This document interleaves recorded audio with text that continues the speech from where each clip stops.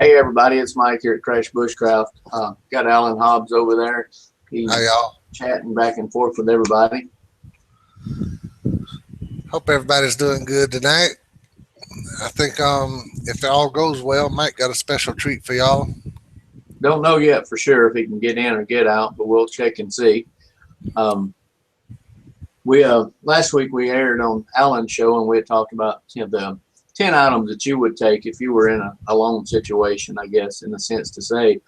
I know that none of us knew exactly what items any of these men could actually take, but it would just kind of give us a little scene of what some of the ideals would have been out there and get it from a different perspective from each and every person, because a lot of us would be different, and not knowing what 40 items could actually be chosen, that makes it even more difficult, to know. But I kind of just went with what I could gather from reading each one of the profiles and things like that. But you got anything you want to talk about just for a minute there, Alan? I got a bunch of we'll talk about coming across. Kelly Nightlinger. All those who was expecting to see Kelly Nightlinger last week and she didn't show up. Well, she did show up. I just didn't know she showed up. I didn't check my email while we were doing the show, but after we got off the show, I saw that she had sent me an email at 10:02 wanting to know how to get in. And so we just kind of missed out on her that week. But she agreed that if she can, she'll be on the next week's show when it's on my channel again. She's going to try to show up again.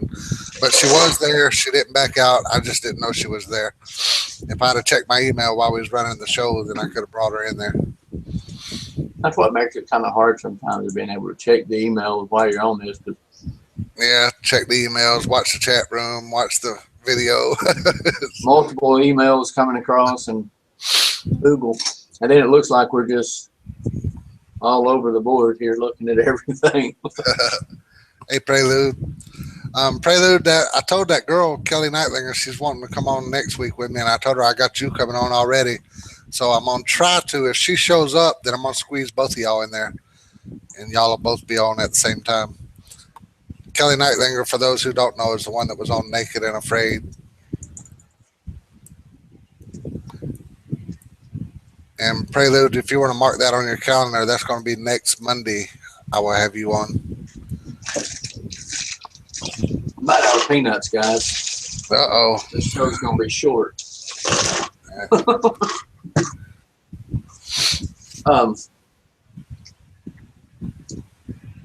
Hey, Parker, did anyone actually do a list? If you did, let me know.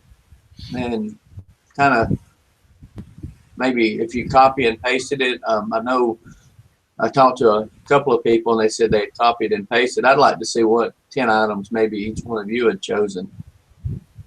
I would almost bet that 8 out of 10 are all going to be the same. I would say so. Because we all pretty much do the same. We all pretty much seem to know the same. And we're all set in the same frame of mind when we're out there. There's Tim.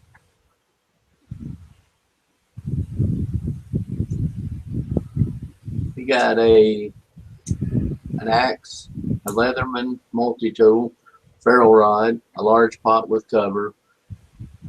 Would rather have a steel bucket with cover. All right, Tim, we said 10. There you go. Hey, Trevor. 300 feet of monofilament with 25 assorted hooks, a 12 by 12 tarp, extra food rations. Would be better if you could get a bottle of water or a canteen, but not trying to win the show. I wonder that too. Were they allowed to bring any water? I was on my list, with what I had. I was curious. A king size wool blanket. That's going to set you back $400. Oh, that's something I didn't choose, was a sleeping bag. I should have chose the sleeping bag. It looked like to me on the show, too, that everybody, all the stuff that people chose, looked like that was their own stuff. That's what I was wondering, but I mean. Because one guy was talking about how he had to borrow some stuff to take.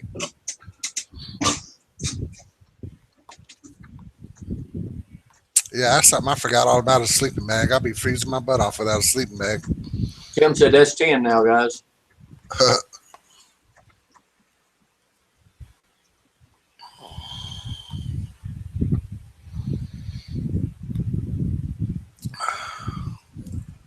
That's pretty much. I'm reading all of them off there. Yeah, it looks like about the same what probably most of us will pick. I think everybody's going to have at least 8 out of 10 of the same stuff. Pretty much. Hey, Campfire. Campfire 52. I got a semi-small lag in the back of mine. Of course, I got 7 windows open right now. Oh, yeah. Parker Reeves.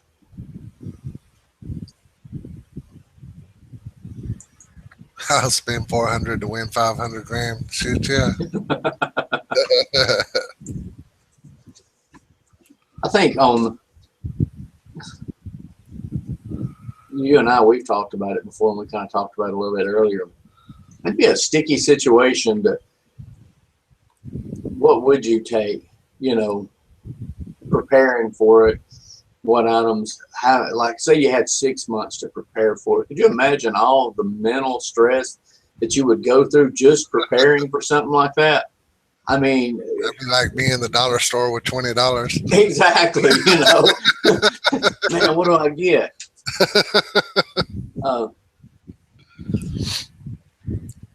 I don't know. To me, because my building has a lot of stuff that would make it for long-term sustainability. But, you know, and they're all hand tools, you know. They're not that, I mean, I've had others, but most of them would be hand tool and stuff. You know, when we watch Dick Brennecke and stuff, you know, the bare minimum that he took out there with him and built that, you know, those would be probably 5, you know, items. Go ahead, Mike. I mean, it would just be, it would just be a tough choice to really have to make to get that. I mean, to me, it would. I mean, being dumped out in there would be a different scenario, because now it's like, wow, this is what I got, you know. But it gives me a different perspective to that bug out bag, you know, when you look at it, because what we think would be great may not work in that scenario, you know. And until you're in an area like here, my kit's made for it. If I'm cruising out somewhere I've never been in another, you know, terrain, wow, what did I bring this stupid thing for? Especially, you know? Especially a terrain that's all rain. Yeah. And you know, that to me would be just, you get a couple of days on a 7 or 8 day trip that's nothing but rain. In those 2 days, you're just ready to go ahead and say, like, I'm going home. I did see that kid on the last show. I seen him do something I was proud of him to do after he built his shelter. If you notice the one part where they showed he was asleep and he had all that wood stacked up under his bed, dry wood. We talked about that, and that would be one of my first priorities is get me some wood under there. You know, I mean, that's what I say here. I don't know what I would say whenever I'm out there. I might be running around out there and 15,000 people going, what? You're not going to put any wood under there? I didn't think about it at the time. Mutt, I see you're Mutt NC. Where are you in North Carolina? I'm assuming you're in North Carolina. I'm in North Carolina. Colorado. Oh, yeah? I'm just messing with you. I'm going to stick with North Carolina. I'm in North Carolina, too. And another guy who usually comes in here, Briar Goat Killer, he's in North Carolina, too.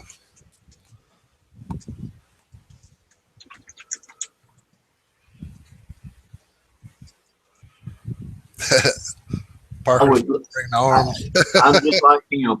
Now, and I even made that on one of my comments with someone that had, you know, talked about it. without a firearm, that just intensifies the whole situation to me.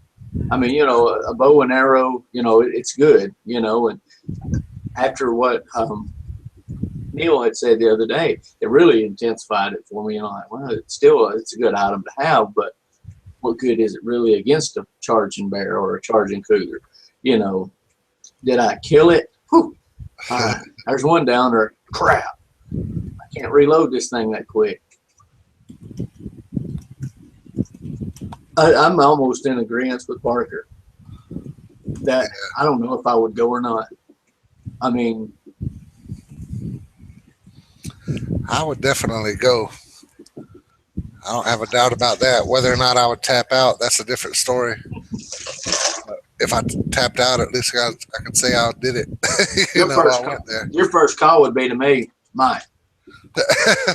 I'll be calling you on the satellite phone. This son of a gun's coming up. Look it up on the internet real quick.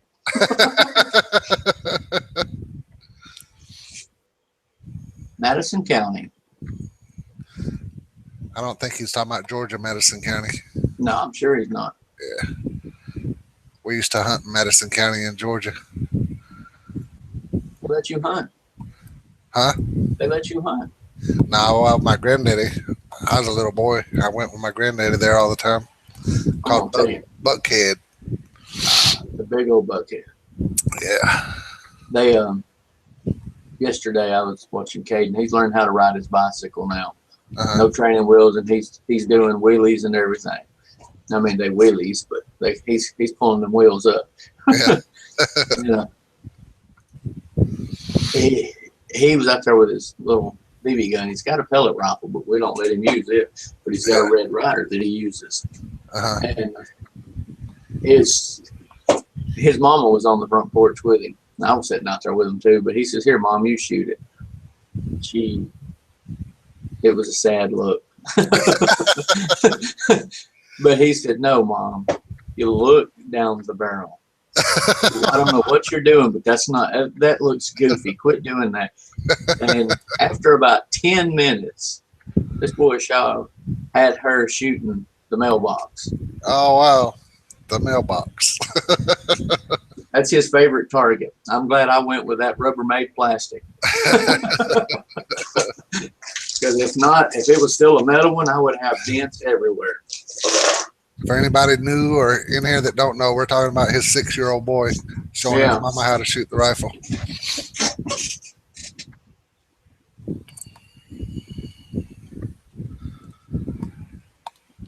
Well, I imagine if they didn't allow firearms, I mean, yeah, that's hard, but I'd still do it.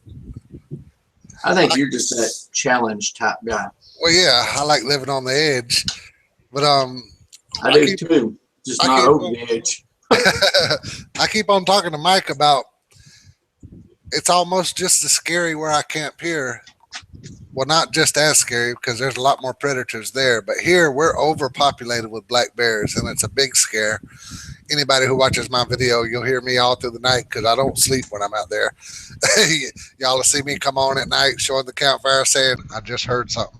I hope it ain't a bear." Quite a bit. I see Wayne's made it in. Hey, Wayne. There's y'all's special treat for tonight.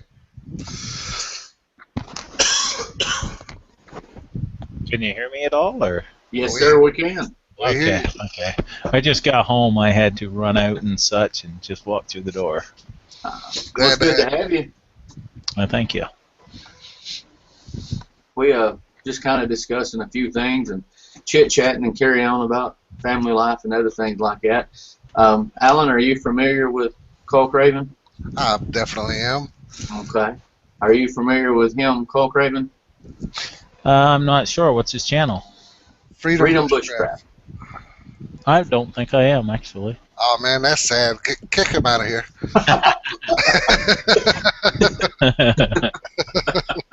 Hey, there's a lot of people don't know me, too, you know?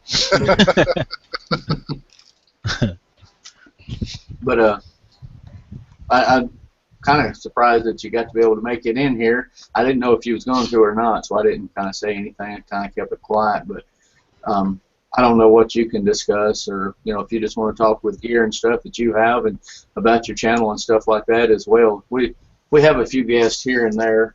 Prairie Goat Killer, which you're familiar with him. Yep. He comes in here quite often with us, and we just basically carry on and have a good time and try to teach somebody something new. And try to learn something new. Sounds good. Sounds good. I like your style, how you go out. I watch a lot of your videos. I don't comment much, but I watch them. And where you go out and do stuff mainly with just a knife. And I saw you had made a comment. I believe that you answered my comment, as a matter of fact, where you said you're always eager to get out and do anything with your knife, or to practice skills with your knife. Yeah, I think that was on the really big monkey, tripod disc. Yeah. Yeah, exactly. Yeah. That disc is pretty sweet, but it takes more effort to make it, because you have to go cut sticks, and then you got to sharpen them, and then you got to make your tripod thing. But that's the fun of being out there, is you're practicing all these different knife skills and such, just to set up your cook, and that's, he says it right. I mean, his channel says fun in the woods, and even that's fun in the woods. David lives about 15 miles from me. Oh, nice. Yeah, he actually works. I know him, or semi know him. I mean, we don't go hang out at night or anything. But a few years ago, he and I, we had chatted back and forth, and we had talked about, just as a funny comment kind of like thing. He was talking about making a channel together, and he said, he said we would be like so weird. He said, because you and I are so different. He was kind of referring to, he's more into the high-tech end of it, and at that time I was more into the primitive skill side of it. Wayne, are you watching the comments as well? No, I don't have the comments here. I don't even know how to see them. If you bring them up on his channel, you can bring up the live show, and you'll see them. But people talking about you in the chat, so I was wondering if you see them. One guy says, Tim says, Cole, great choice on the multi-tool. Just have to say, Briar Goat Killer says, I watch all Cole's vids. He's the man. I love his shelter vids. Yeah. Parker Ridge says, hey, Cole, I laid off the comments as well. Man's been busy. And I think that's it for now. Trying to find it here right now.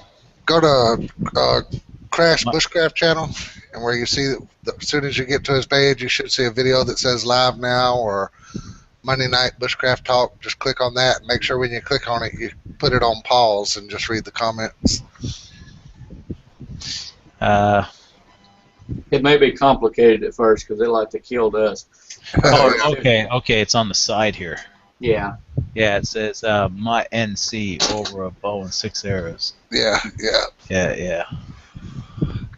Yeah, we try to read those while we're watching the show, because that's anybody who wants to ask questions or talk amongst themselves or make comments or whatever. Yeah.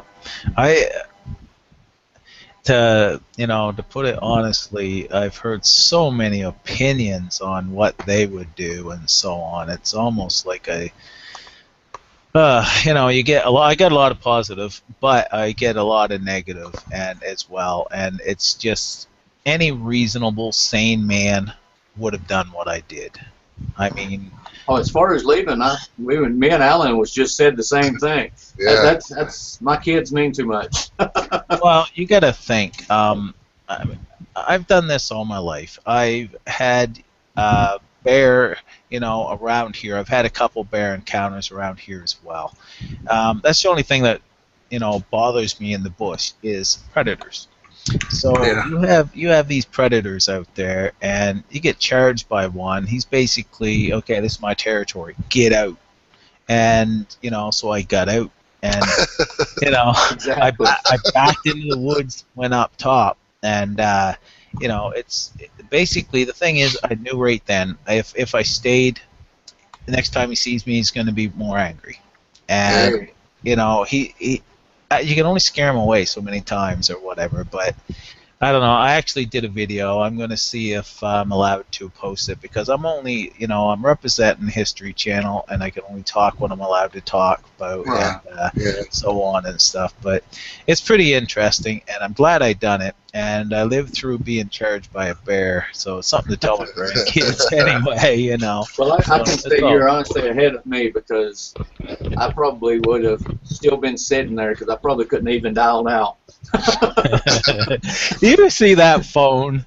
Everybody says, everybody, and I know that phone scared 100 people, thousands of people. It scared the bejesus out I of me. seen that. I was like, whoa. That scared me, I'll tell you, because, well, I'm out there in the middle of nowhere, and I'm listening for that bear intently as it's walking around outside, and I'm listening right intently. All of a sudden, and I'm like, what the hell was that? I didn't even know that phone rang. I didn't even know it rang. I had no clue. It was for calling out if you needed help. That was it. I didn't know the thing rang, and I'm like, what the? Holy shit. Yeah, it just freaked me right out. It did. Yeah. That was, yeah. Are you allowed to talk about are you allowed to tell the events of that bear charging you? From the time what happened when you seen it and it charged you. Are you allowed to talk about that or no? Well, the thing is that I just made a video about that today, and Uh-huh. if I'm allowed to release it, then Okay. all right. So All right. it's in that video. I talk Right. basically from when I see it right up until I start filming. So Yeah. that tells all. It All tells my whole what I was thinking from the day one when I got off, right up to why I tapped out, and the whole bit. It's Yeah. about 17 minutes long, kind of thing, but it's a good. I watched it, and if you want to know, it's a good listen, kind of thing, right? And if you don't want to know, well, you might be bored and shut it off. But if you want to know, it's a good listen. Yeah. We all talk about, or me and Mike Wareman, they talk about, none of us know exactly what we would do if we were in that situation, if we'd have tapped out or not. And I'll tell you, I don't know if I'd have tapped out or not. I probably would have, but $500,000 is a lot of money. But I'll tell you, when I was camping out here where I camp out, and there's a lot of bears out here by me, I was cooking a pheasant over a spit one time, and I didn't even see the bear. I just heard him growl, and I was out of there so fast. I ain't never packed my camp up so fast. I left the pheasant. I was like, "You can have the pheasant. I'm gone." Well, see, with bears, he's got my scent now, and he's drove me away. He knows that I backed down. Yeah. He's searching around. I've got lights pointing out in front. That's the only reason he didn't come out front, I think. You have to realize if I get attacked out there, I'm dead. Yeah. No matter what, I am dead because you've seen how long they got to get to me. Yeah. If I get, just my arm sliced open, I'll bleed out before anybody comes. You cannot afford to get attacked. Yeah. I could be down on the beach digging clams one day. Next thing you know, I'm digging clams, moving rocks, soil and stuff. I'm attacked from behind. I wouldn't even know it, until I'm attacked. Yeah. Or sleeping. I wouldn't sleep out there again because he grab your feet and haul you out. It happens. Yep. It happens out there. And just a month ago, a man was laying beside his fire pit, and I feel sorry for the guy or whatever. But a month ago, just about a few hundred miles from where he was, it was in BC, not Vancouver. But a black bear came. There was no struggle or whatever. Killed him, drug him in the bushes, and started eating him. Huh. They found him and the bear, and shot the bear. But it happens, and I knew this before I went out there. Yeah. And I just figured, I was told I can go out there and be careful, and if you feel your life is in danger, come home. Because the way I see it, I lived without 500,000 all my life, and does it really? And if I die out there, what's it gonna do me any good? You know what I mean? So it's like, no, I have too much. I have family, friends at home, and I explain all that and so on. But it was interesting. I don't guess y'all knew, or if you can say that y'all knew whenever somebody else taps out before you. I seen the No. one guy. I seen the one guy tapped out when the helicopter come and got him. Two people had tapped out before him. Yeah, he had no clue. I had no clue either. Yeah, when he was getting on the helicopter, he said, "I know I'm the first one to tap out." Yeah, yeah. That was. He is getting a lot of flack over Yeah. that. He is Yeah. getting a lot of flack, and it's could happen to anybody. Yeah. I mean, your mind. Okay, you have not had water for a couple of days. You know, you have 3 days, pretty well max, before your body starts shutting down and you pass out, and then basically you die without Yeah. water. So. And he hadn't had fire before that either, I do not believe. So he's there. He finally got fire. I can boil water. I get my water done, plus camera angles. Oh, I got to make sure I'm in the shot. All that stuff on your mind. I mean, It's it's a lot of physical easy. work. Yeah, it is. I mean,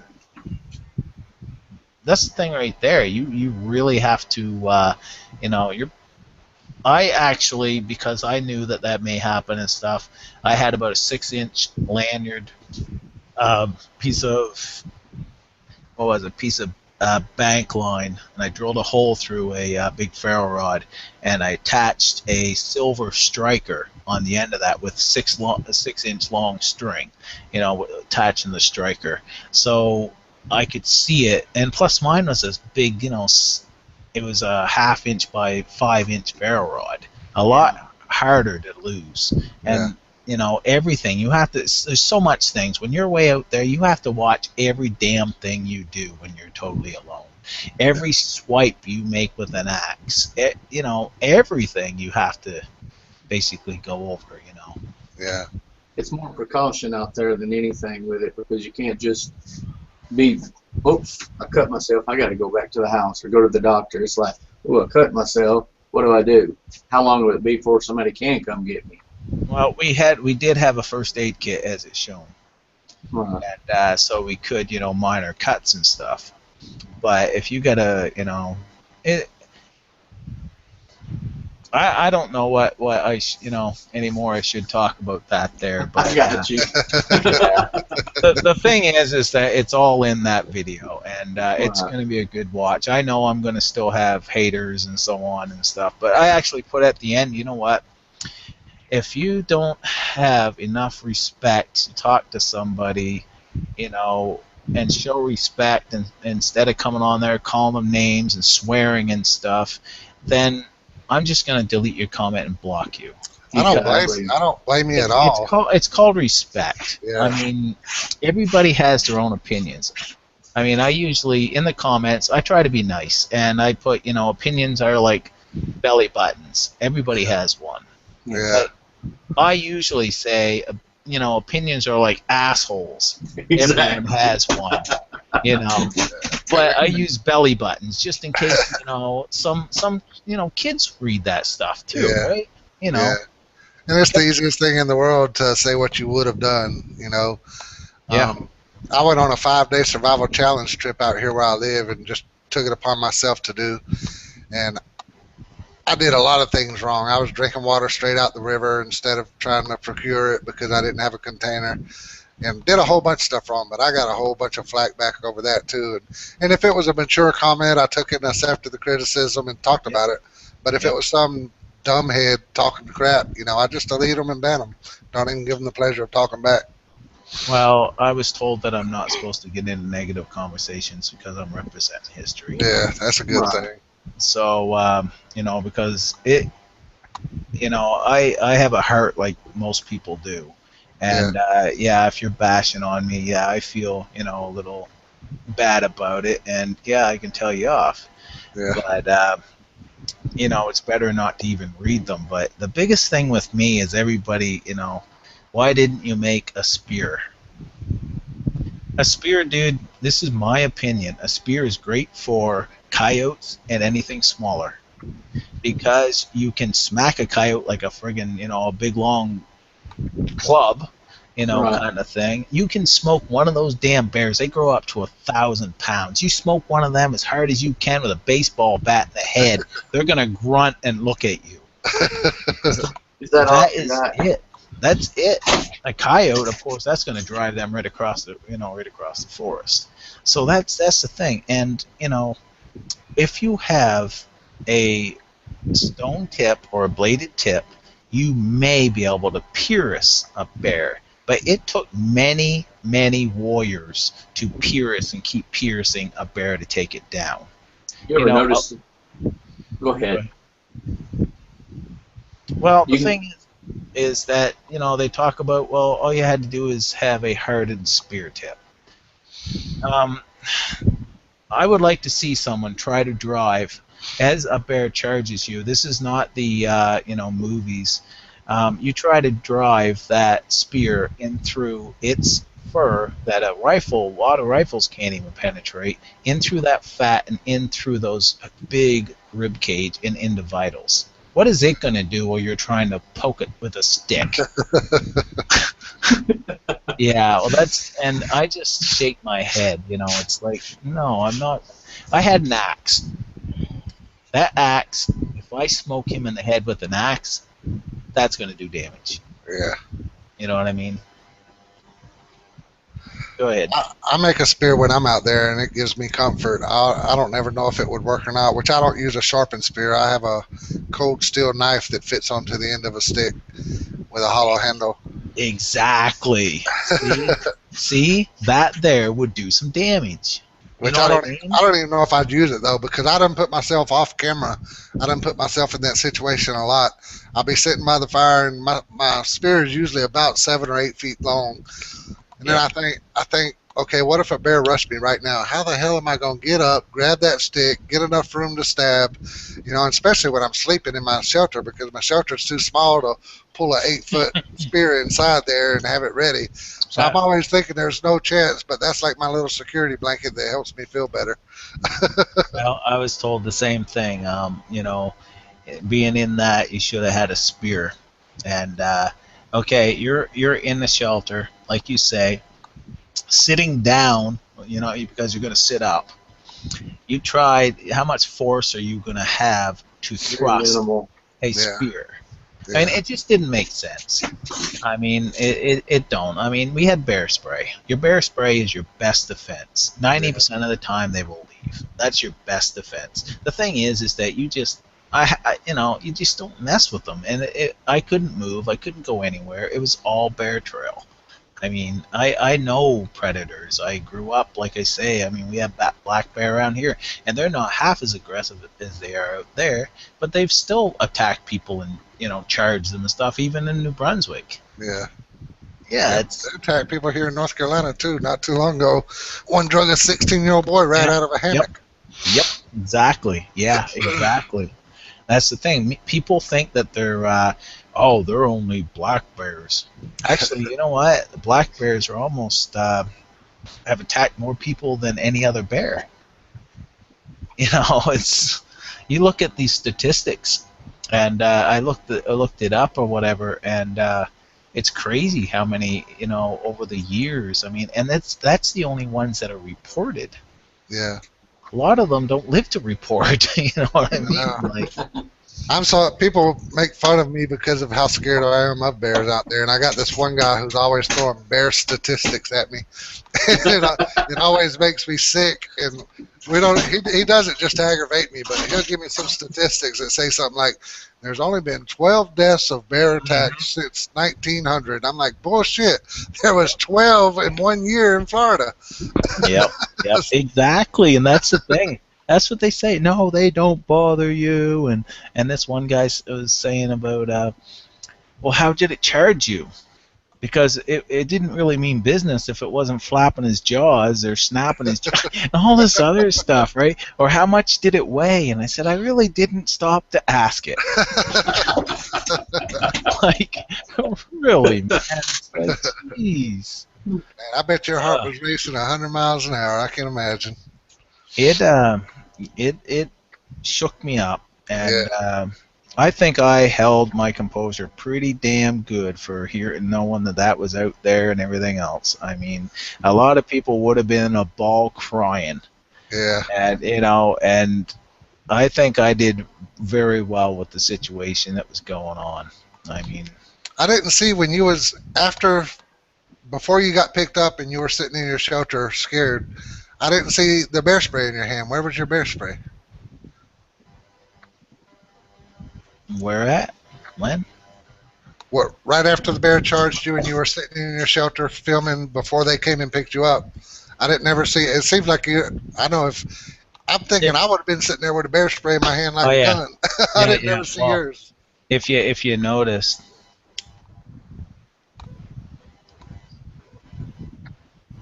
It's a touchy subject, isn't it? Yeah, well, the thing is that I believe that I said right in the video that I had bear spray in one hand and a flare in the other. Oh, okay. I didn't see that. I was just wondering. I mean, seeing how scared you was, I just try to put myself in your shoes, and I'm like, I'd have probably had it just sitting there like a gun pointing at the opening, scared to death with it. I just wonder though, would the bear attack through the opening or would it crush through? I mean, that's the thing is, which way would it come in? Would it just stick his head in, or would it just say, hey, there's something under there like most predators and start gnawing at it to get it out? Well, usually the thing is that, you know, most predators will also they'll walk around and try to find an opening before they start digging. On the trail cam, that right after your event, and it showed the bears right there at your shelter. Was that your trail cam, or is that just something they just put in on somebody else's trail cam? No, that would be the trail cams that were out there for us. I mean, was that one yours? Was that one pointing at you, the one where they showed the bear going up to the tent right after your event? Oh yeah, that was my trail cam that were out there. Yeah. That's the amazing thing. We watched the trail cams and we're like, damn, the bear's right there at his freaking tent. Right at his shelter. And I could hear it out there. Yeah. Yeah, it's pretty crazy. That happened to that other guy. That other guy had them on his trail cam. 2 bears come up to his. Yeah. Yeah, that would have been freaky. I mean, I had the back end all closed in. I had a pretty nice little shelter there. The only place he could, you know, go through really would be the front. I mean, if he started going through the wall, I'd be going out the front, you know, kind of thing, or whatever. I mean, it could have went really bad. On the sidebar over there, a couple of people had told you, hey, Bob 808 Night was one of them. It was Trevor had asked a question. Are you from New Brunswick? Yeah, I'm from New Brunswick. Yeah. Oh, I always thought you was from Canada. The way you say "out." New Brunswick is Canada. Oh, I didn't know that. My bad. New Brunswick is a province in Canada. I thought that was a whole nother place. I was telling Mike the other day, I said, I thought Wayne was from Canada because he says out instead of out. Yeah. Don't y'all have grizzly bears out there where you're at? No. We only have black bear, coyote, and that's about the only thing you have to worry about here is black bear and coyote. Are there other parts of Canada that has grizzly? Oh yeah. I know there's a guy named Swebo 6, and I believe he had a grizzly in his shelter one time. Out where we're at, they have grizzly. Yeah. Out there in Vancouver, they have the odd grizzly that comes across from British Columbia. Oh, really? So you had a chance of running into a grizzly as well. Golly. There's one guy on there who was had the wolves fighting behind his shelter. That would have scared the piss out of me. We got wolves here in North Carolina, but they're red wolves, and I've never seen one, but I don't really fear them that much. But after watching that guy lay there listening to those fight behind his, I was like, golly, I'd have done pissed all over myself. One of the, like you were talking about in the beginning there, I don't know if you can even discuss it or not, but to me it seems like it would be hard to ever make a decision on where to make a permanent shelter or try to make a permanent shelter, because you mentioned so much about trails with, you know, different predators that's coming down at bears and stuff like that, and to wander too far off, you still got to get all this stuff to it, and then to me it just sounds like it would be a lot of physical work, and it's almost like just I'll take where I'm at and have to do what I can. Yeah, it's I can discuss what was shown. You know what I mean? Like, what was shown. Because it's out there. Right. Now, as I said, I was frustrated.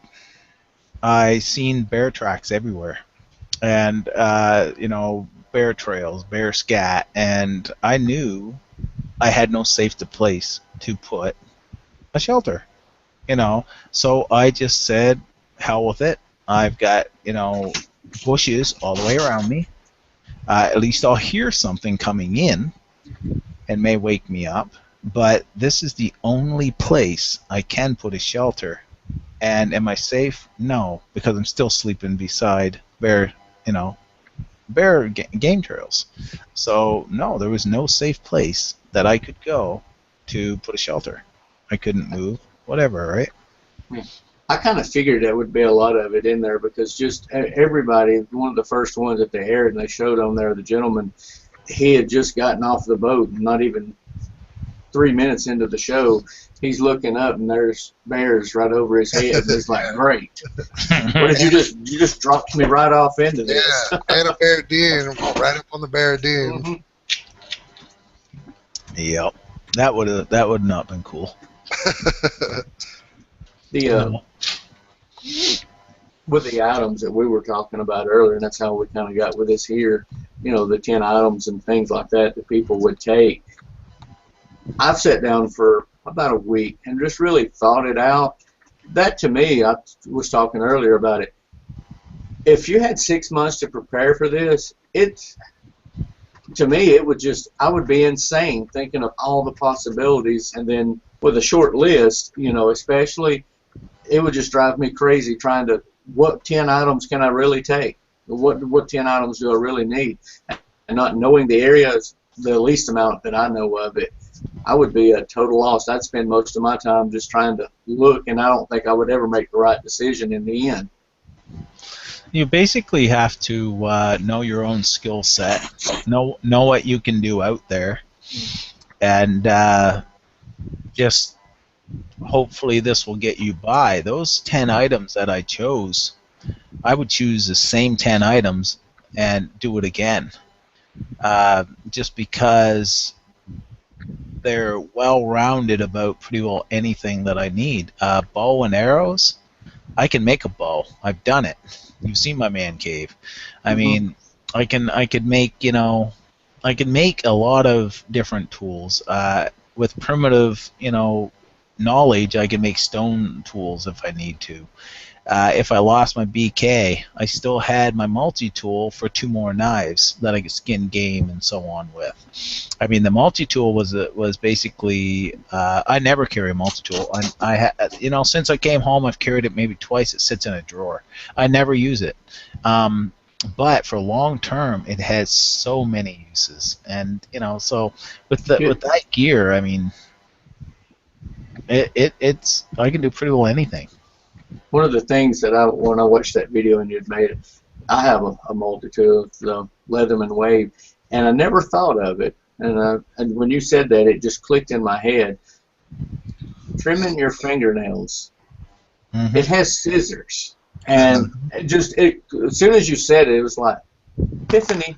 I never thought about it, but when you're out there for, say, 3-4 months, you got to do something with the claws. Yeah. Yep. And it never thought of me, and those the scissors that are on that Leatherman, they're tough. They work well, and the thing is that like I say, I mean, I was setting up for those 10 items was setting me up. I was, planning on staying out there a year if I need to, and this is what this is all based on. I mean, plus, it had a file, that diamond file on those. They work great. I sharpen my BK with it. I can sharpen my axe with it. I mean, it was a no-brainer. And the thing is with I can even chop with the BK if I needed to. Say I lost my axe, I could still chop little things, and baton and so on. So every piece was I had two of each kind of thing, with I had two cutting tools with like two knives. I had two axes basically, and so on. Everything was well thought out. That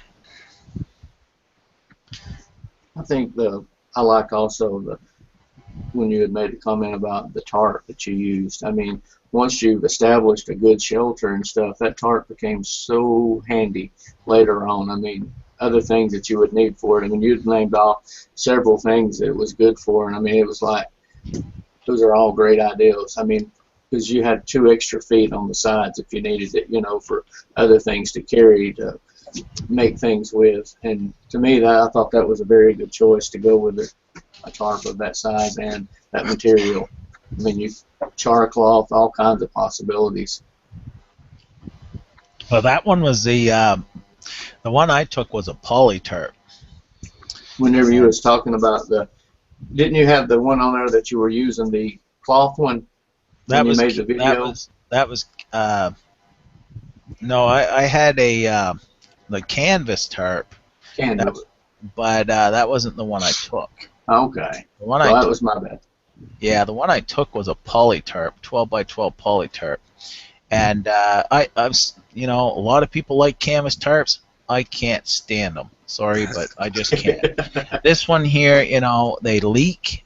You can waterproof. You know what? I'd rather go down to the store, pay $20. I never have to worry about it. I never have to do anything.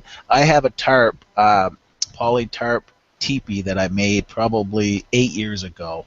It's it's not in direct sunlight. It's in the woods, and it's shaded somewhat, but it's still not rotten.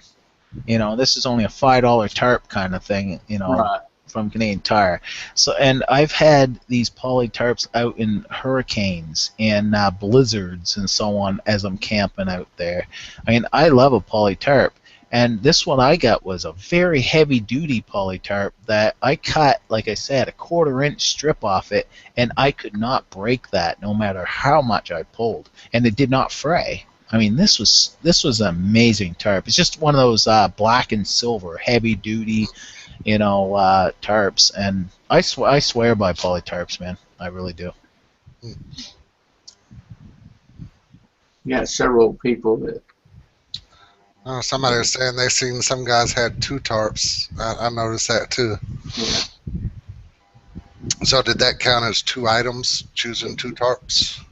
I think it did, because I noticed they were labeled out as 10. Yeah. And then they only had 8 other items to choose from. Yeah.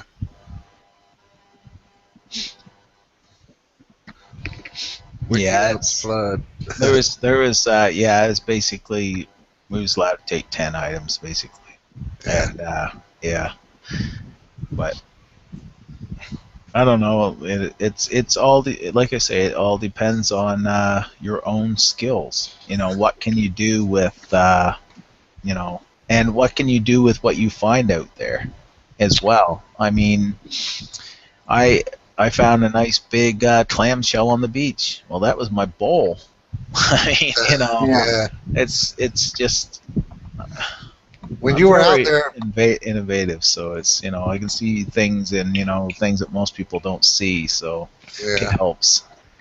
When you were out there, and then you come back home, did that change? Being out there, did that change anything you do normally when you're out bushcrafting? Change your way of seeing things or doing things at all?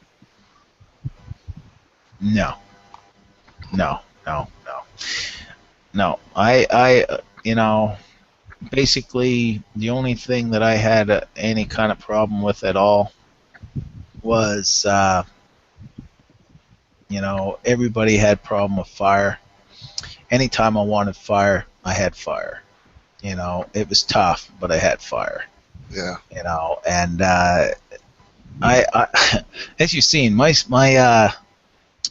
my spirits are pretty high. I was great. I was doing good, and so on and so forth. I mean, you've seen I had water boiled, I had fire, a tripod going. I had my shirt over top of the tripod, drying it out some. Um, everything was great, and till basically then I got frustrated with all the sign, and then I had the encounter. But I was doing fine. I was doing fine. If that didn't have that encounter, I don't know. It's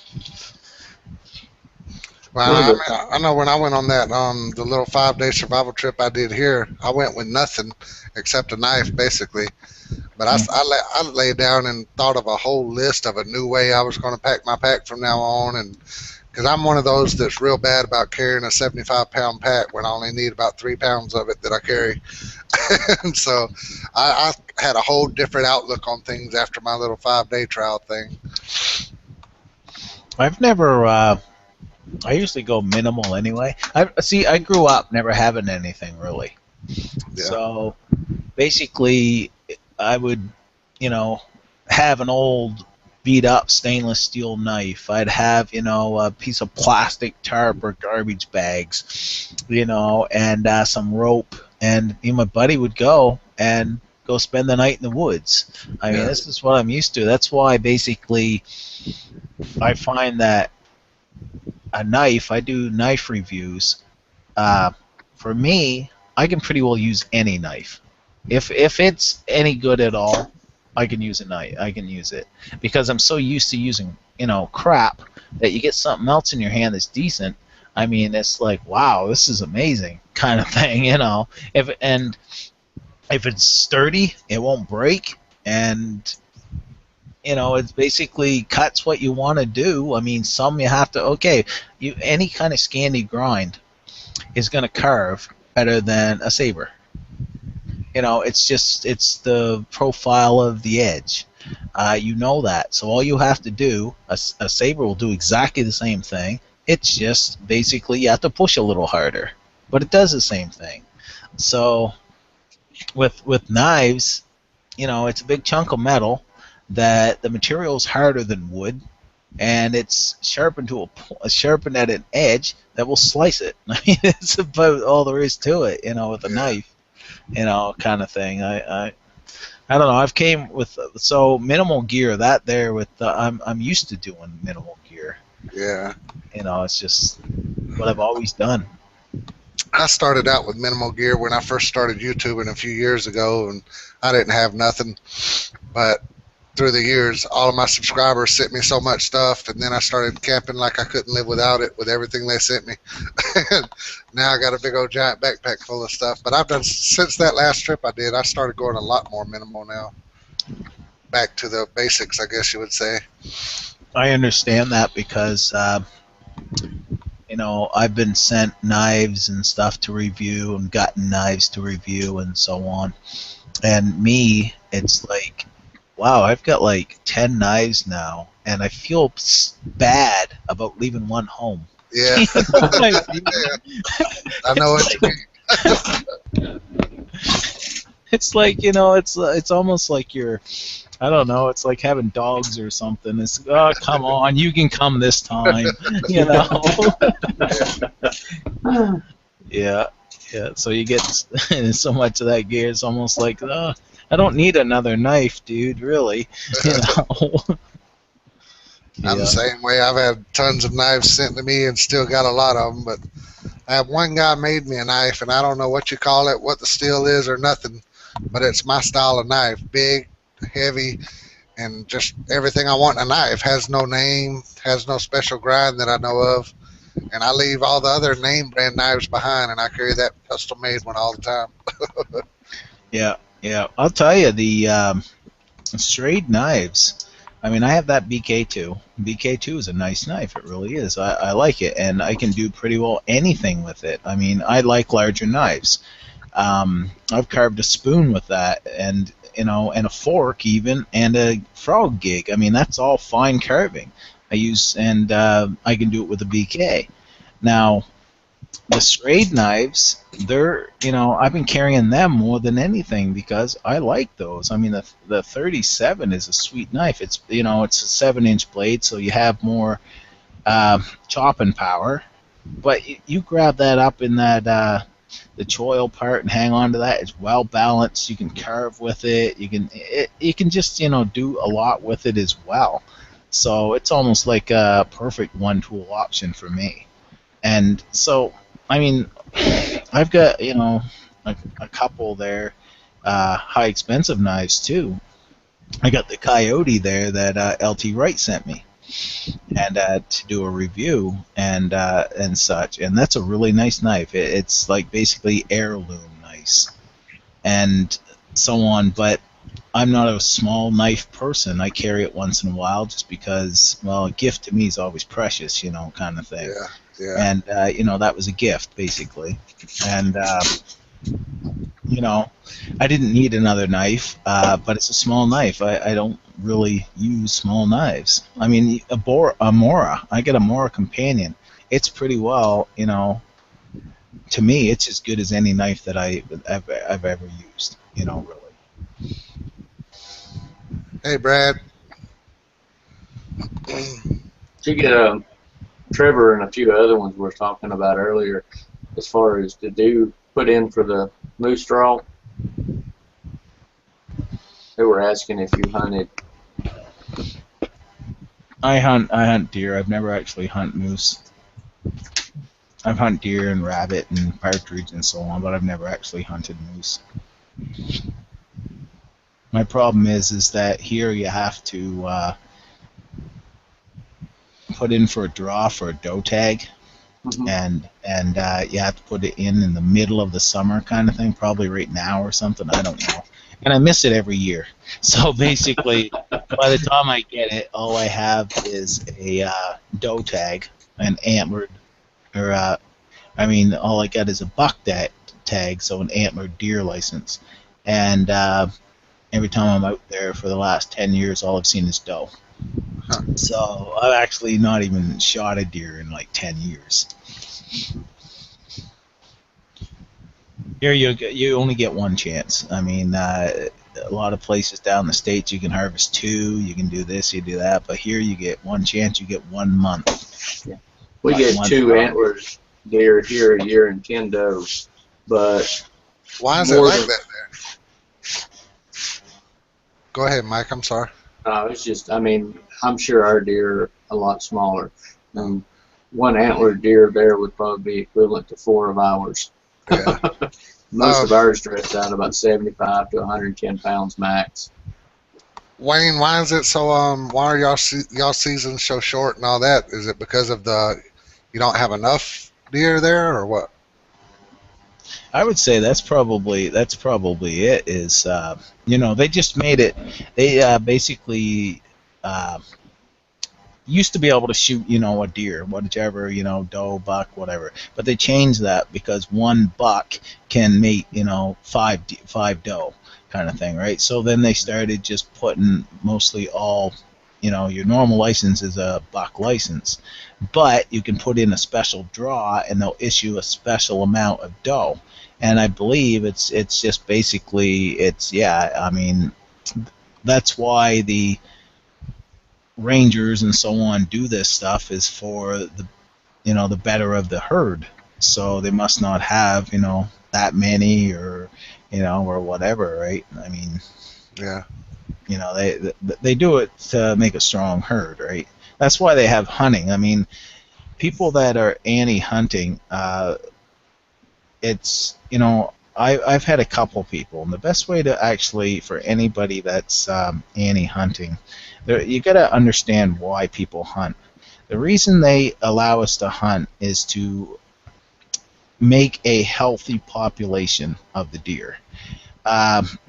They don't want it overpopulated, because if you have overpopulation, then you have starvation, you have disease, you have deer killing people on the roads and such. So they allow people to go out and harvest so many that it leaves a strong herd, that they still have food and such. Yeah. So what would you rather have? A quick kill with a bullet, they're down, and it's eaten, providing food to somebody, or would you rather have them out there starving to death slowly and getting diseases and passing it on to the next one and slowly dying a horrible death and killing other people? What would you rather have? I go for hunting. Yeah, You know? we've got tons of deer here. I'd say we're overpopulated. One of my biggest, I trap, and a lot of times I get to trap on the forestry side with keys to get down into gates and stuff. And one of the main things is I have to turn in my, how many of what I got and stuff to the state, but I also turn in a sheet for them. And they give me areas that they would like for me to go into, that they know that the coyotes and stuff are heavily populated.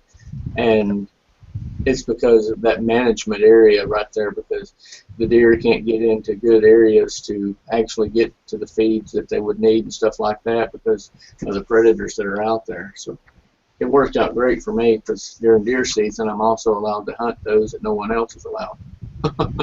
Nice. Yeah, we have a lot of coyote kills during the winter and such too, right? We're got a lot of coyotes up here, and that's one of the reasons with the deer population as well. Yeah.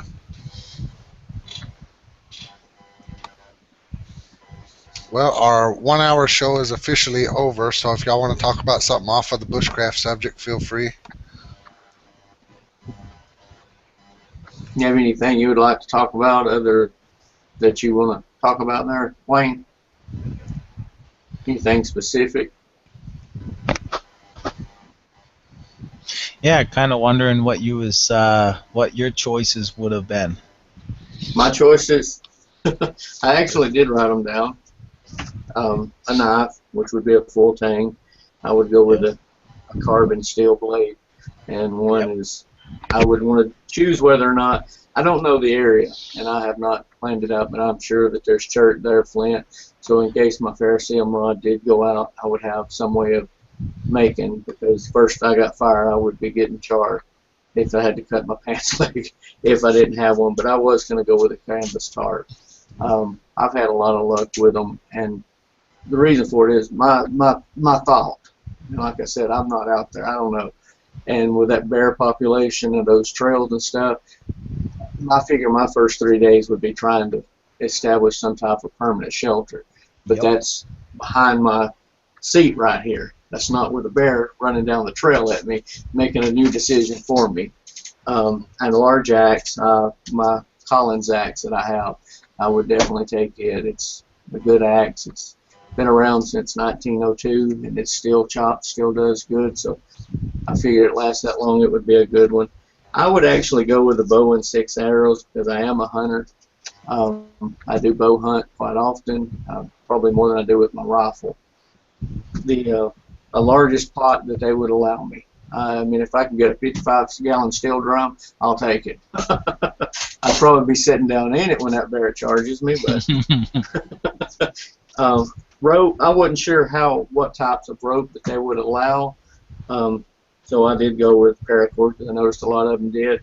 But if allowed to divide that up, if I was, like I say, if it was 300 yards or 200 yards or 100 yards, whatever, if I could carry artificial sinew, I would, because I make nets and things out of that, and it would allow me for other possibilities as far as with sewing later on for whatever else that I would need. I'm just a big artificial sinew guy. Sleeping bag, the multi-sleep system, but I'm assuming they would only allow one of those 3 parts of it to go, so I'd probably take the black.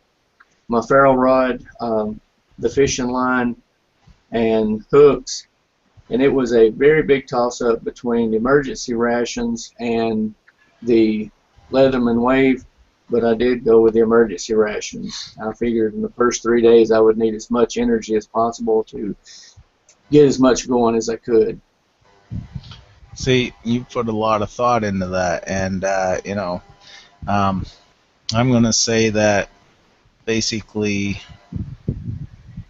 your canvas idea and such is bullshit. Yeah. And you know what? Actually, I'm joking. You know what? I'm actually totally joking. No, you're not. I know you. No, actually, I'm totally joking because that's what I'm just saying that because everybody would be like, "Oh man, no, I don't agree with that." No, the thing is what my point is by doing that is that you choose, and your own skills. So this would work for you, or you've thought about it all, and you know that okay, I can do this, this, this, this. So yeah, I'm sure that would work for you. I mean, just because I chose different, that does not mean that works for me. You Right. chose different because that works for you, and there is no right or wrong. There isn't. There is no right or wrong. I guess it's about your skill level and what makes you feel comfortable with what Exactly. you're out there with. Because if you're out of your comfort zone, anything that makes you feel comfortable is going to help you out with it. Yeah, basically, you know what? The stuff that I take every time I go camping, pretty much. Yeah. You know what I mean? So, It's so like, it's let me just get one like, of my bags. I'm ready to leave. yeah. So it's basically, it's I already know all this stuff. I already use it, like the saw, the axe, I've used all that before. Anyhow, I mean, and there is no right or wrong. The thing is with a bear, I mean, I've heard people say, well, if you had a bow and arrow, bow and arrows, you could have, if you have attacking bear. If you hunt bear, you know that if a bear is charging you and you put an arrow into it, it's not stopping. You're not going to hit a vital. Its head's down. If you hit it in the head, it does nothing. You can sink it into a shoulder blade or something, but it's not going to do nothing. There's only one way really, that you're going to put down a bear, When and he that's steps forward. through exactly. It has a large freaking shoulder blade that if it's standing normal, you cannot pierce it with an arrow. It has to be stepping forward so that big shoulder blade moves out of the way and you can pierce in through the ribs and into the vitals. So you have to have a side-on shot.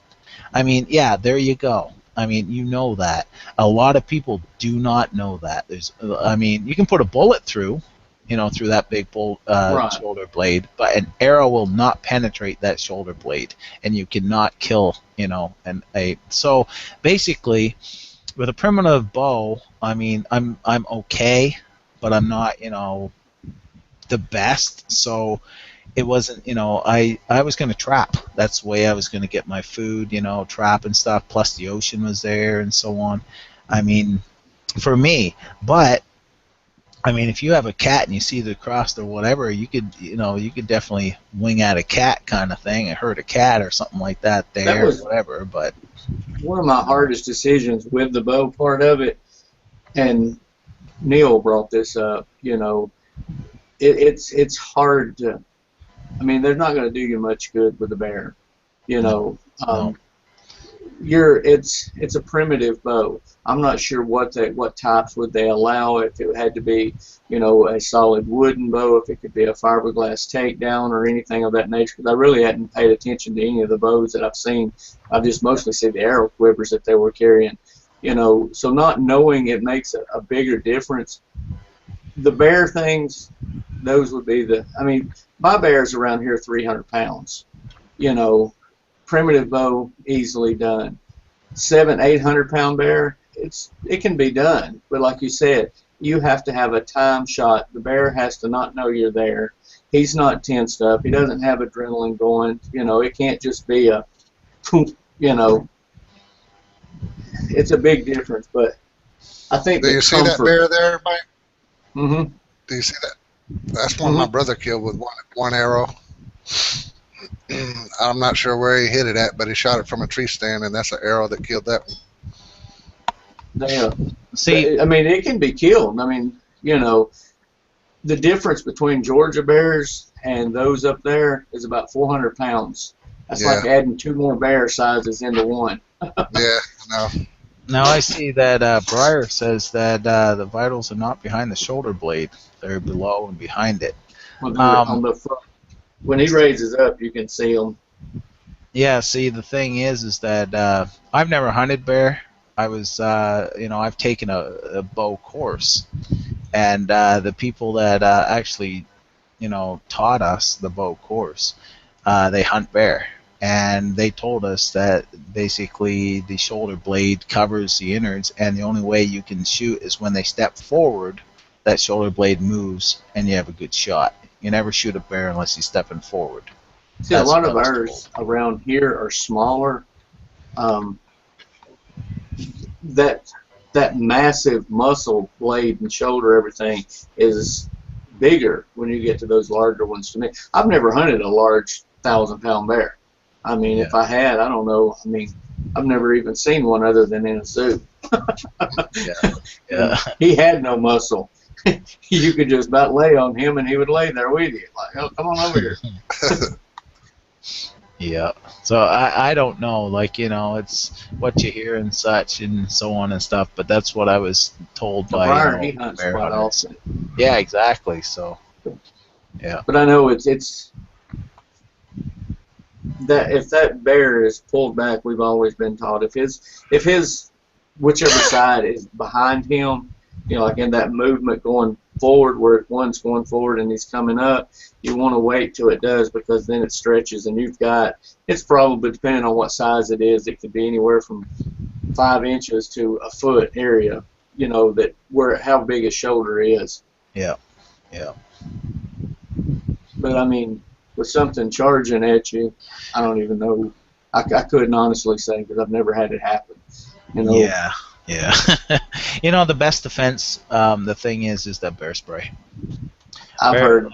We had bear spray, and that was the best defense. And the thing is, if I wasn't going to let it get that close, and unless I absolutely had to, then spray it. 90% of the time, it will take off.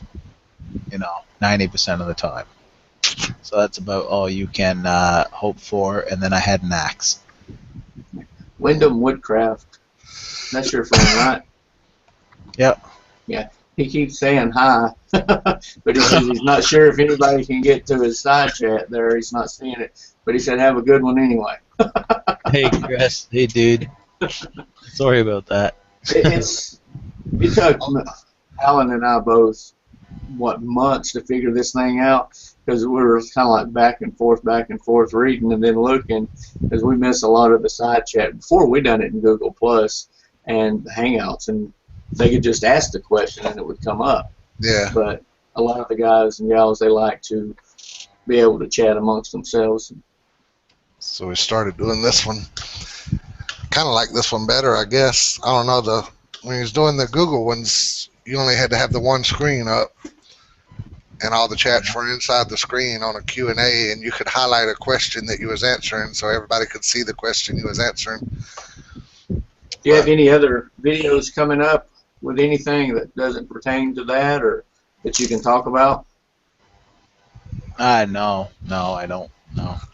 You're kind of like I am right now in the summertime. I'll be honest with everybody. You'll see the least amount of videos from me in the summer, just because of my child. He's 6 and he goes to school, and then he's out for the summer. So when you do get home from work, he's got a list of things for you to do. I mean, a list. It's like he's sitting at the door.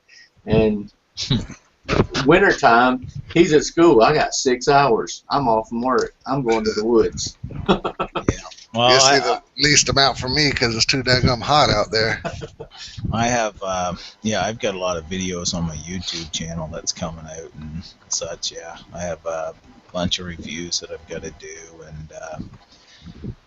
and what my plan is I plan on going out and doing a 2-day survival type, and taking no food and just taking 1 liter of water and very minimal, and just go out. And what I was almost thinking is just taking the 5 C's, and that's supposed to be a 72-hour scenario kind of thing. You're supposed to be able to do with the 5 C's, and actually show what you can do with the 5 C's, with a real 72 scenario. But I mean, like, Of course, I'll be eating, wild edibles and so on and so forth and stuff as well, and for my food and so on. But with those 5 Cs, I mean, to be honest, I can do a lot.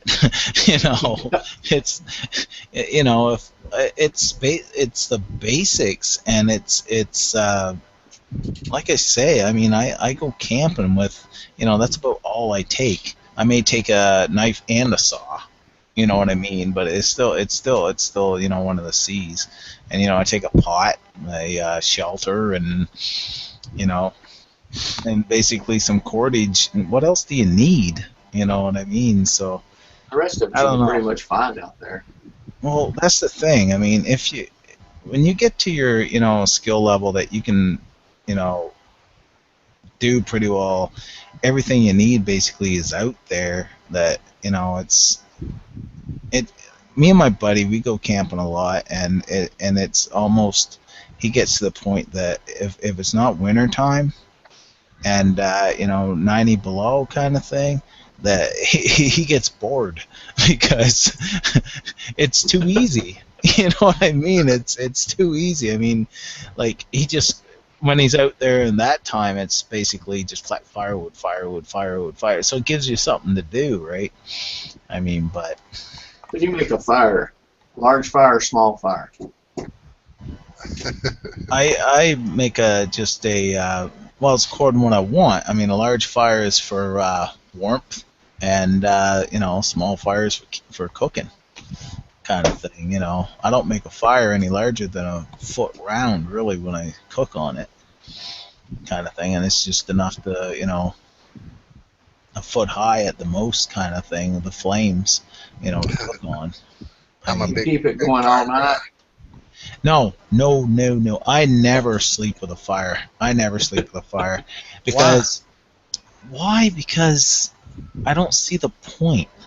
When I mean, if I had to, okay, if I basically went out and I got lost, and like that shelter that I made with Lost Hunter shelter. Now that one there, I would need a fire. It was 0 degrees. I had no sleeping bag and such. I would have to keep a fire going all night for warmth. Yeah.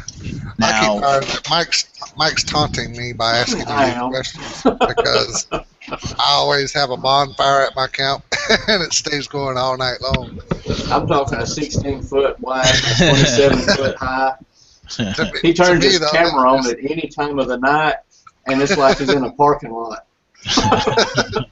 to me that's just part of the joy of me camping is a big fire. I mean, I love it. I love fire. Brad was just saying a while ago about he saw me eating bark out there when I did my 5-day challenge.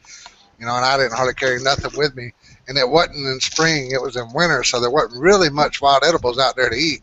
But I walked around like Brad was saying. I was like an animal. I was like a deer all day long, eating buds off of trees, and I spent my whole day eating bud off trees, trying to get something in my belly.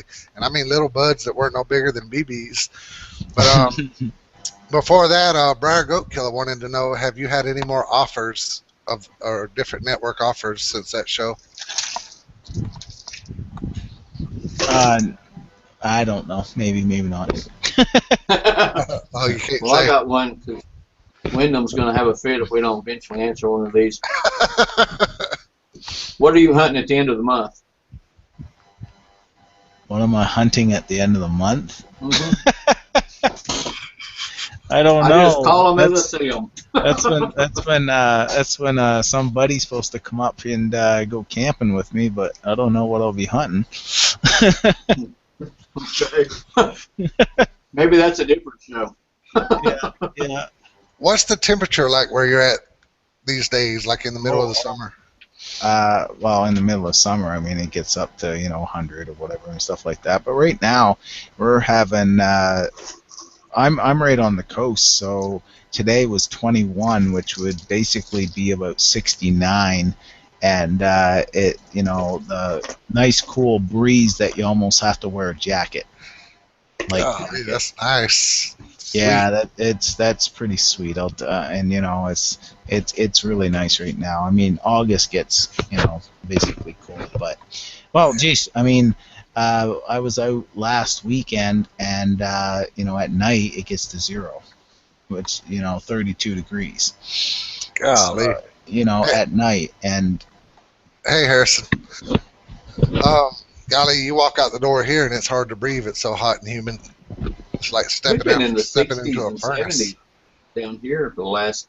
I think the high was 78. In the You'll be night, getting you mean in the no night? during the day. Really? Hey, yeah, you'll be getting Golly. it here in the next couple of days. I hope so, because I'm sick of this heat. yeah, what I was saying about a fire is, I don't bother with one because I don't want to be up every night, or I mean, half the night trying to feed a fire, Yeah. and especially getting in a hammock. I hate getting up to even pee. You know, I do too. like, you know, you're in a hammock and you don't even want to get up and pee. You hold it for as long as you possibly can. I And, see. you I'm know, not the only one that does that. Then Yeah. oh no, I mean, I've had to pee like 5 hours before, you know, and hold it for 5 hours. And it's like I'm not getting up. It's always a pain getting up and down, right? So, and especially in a hammock, you can't just throw a log on.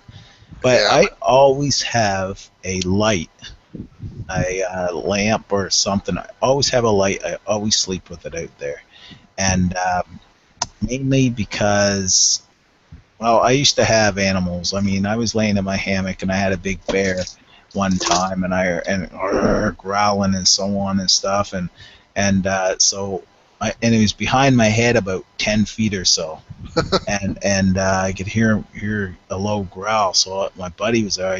I yelled, "Hey!" I said, "Turn on your light and shine it behind me, dude." But I can't see. I'm in my hammock. It's, you know, above my head. So he goes, "What?" I said, "Oh my God, there's something behind me. Look at it." So, and then by the time he finds his flashlight and shines it out, it's gone. Well, we're tearing down our camp, and this buddy comes up, this hunting season, this buddy comes up, and he's go, "Geez, what are you guys doing out here?" You know, and he's all has his rifle and everything. And I said, "We're camping." He goes, "Oh yeah," and I said, "Geez, I heard something growling." He goes, "Holy shit!" He said, "I have been baiting for deer. I got deer stand right over there about 50 feet. I've been baiting." He said, "Get trail cams all around here. It's like 12 different bear that's coming through here on my apples." So he said, "That was a bear that was growling behind your head, right?" And it's like, yeah. So basically, and I've had, you know, a couple coyote run by and so on and stuff. So it's like, nah, dude. You know, I just leave the light on now, and I feel that if anything does come in camp, I can see. Yeah. You know, to reach over and grab something, I can see it. You know, if I have to pee or whatever, I can still see to get up and pee. So I just leave a light on all night. It's, you know, it eases my mind, and I think it actually keeps the predators out. So that's what I do instead of a fire. And I watch the Weather Network. If it says it's going to be, say, 30, say it's going to be 40 degrees, I'll take a 32-degree bag. And I know I don't, you know, I'll sleep comfortable. Yeah. Once my whatever log I have left on it, when I decide to call it a night, that's the end of it. And if I get up in the morning, sometimes I'm lucky enough I can stir the coals around and start a new one and not have to work on it. I lay down. A lot of my camps are primitive. I'll build shelters and sleep in them on the ground more often than not. But I'll build the fire up big. And out here where I'm at, there's tons of fat wood. I mean, fat wood logs, huge fat wood logs that you can basically just pull them up out of the ground. It's a fat wood stump. And most of those will burn for 2 hours minimum. And so I put those on the fire and I'll lay down and I just catch little 20 and 30-minute naps and wake up, check on the fire, another 20 or 30-minute nap. But that's just, if I wake up and the fire's out, I'm like, oh shit, get up and go find some wood. And he will. You'll see him on videos like, "Hey guys, we got to find some wood." Yeah. And you know, some people, they enjoy that, keeping it going all night and so on and stuff, right? And so it's to each their own, right? I mean, I'll tell you another thing. As for fire keeping predators away, It don't work. I do not, for my own experiences, I do not think it works. I know it don't work because I've had 2 bears come right up in my camp with a fire going. Plus, I done pissed on every tree around, and I was sitting there smoking a cigarette, and I'm sure I stunk like hell because I done been out there for 8 days. So There you yeah, go. so yeah, don't none of the. I used to believe in that until that one particular time. Yep. 2 bears come right up in my camp with all that smell. I was like, well, there goes that philosophy. Exactly. Yeah. I think that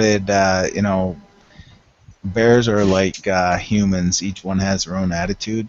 That may work for some. Other ones, they don't give a shit, right?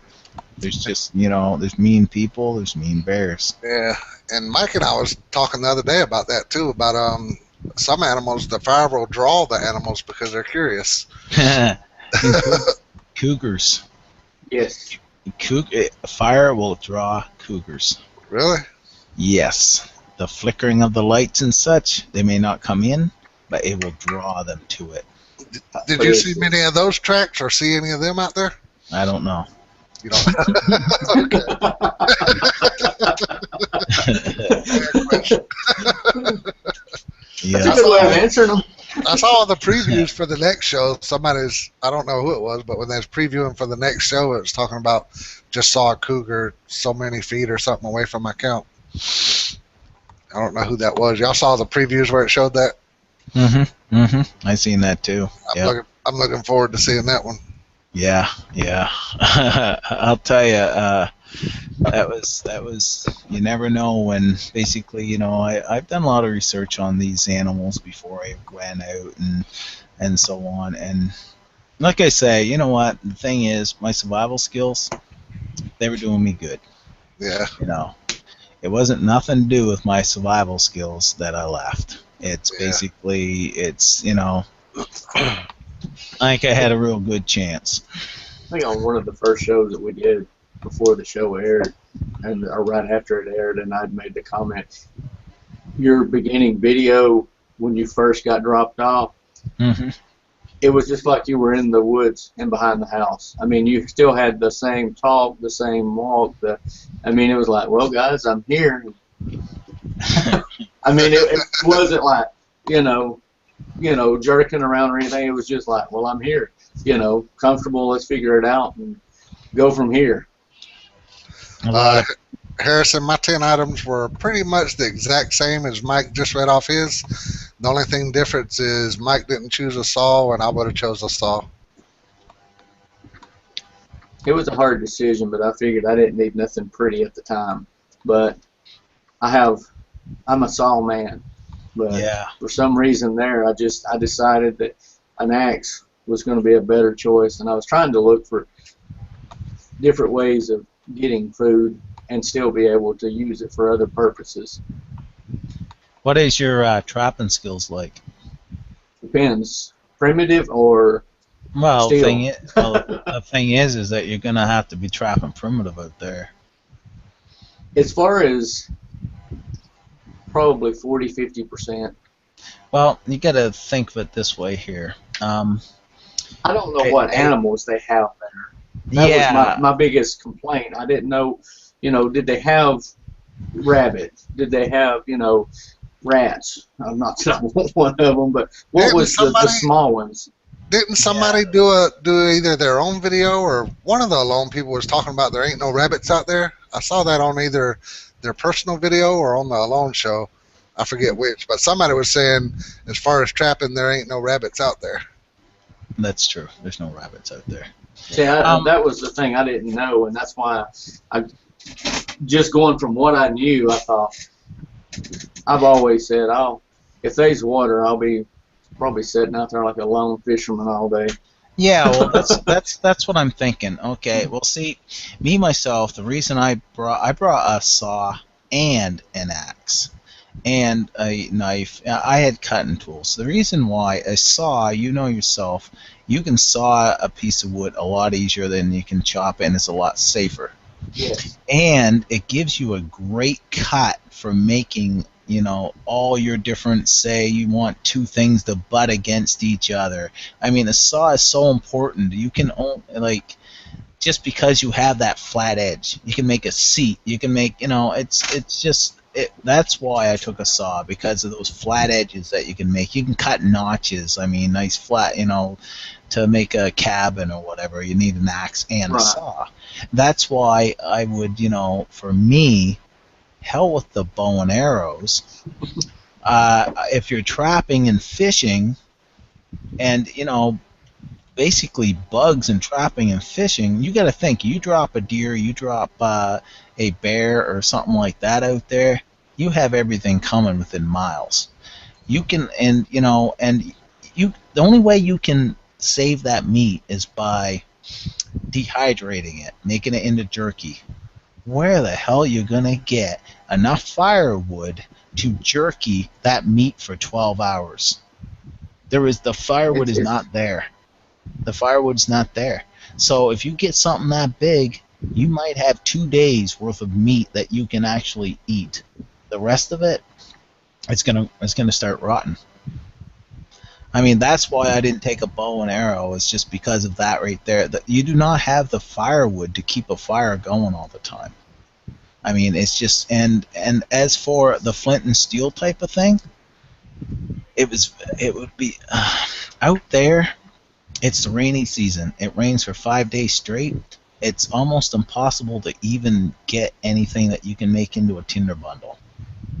I mean, it's just... that was one of the things that I thought of with that, is how rainy is it?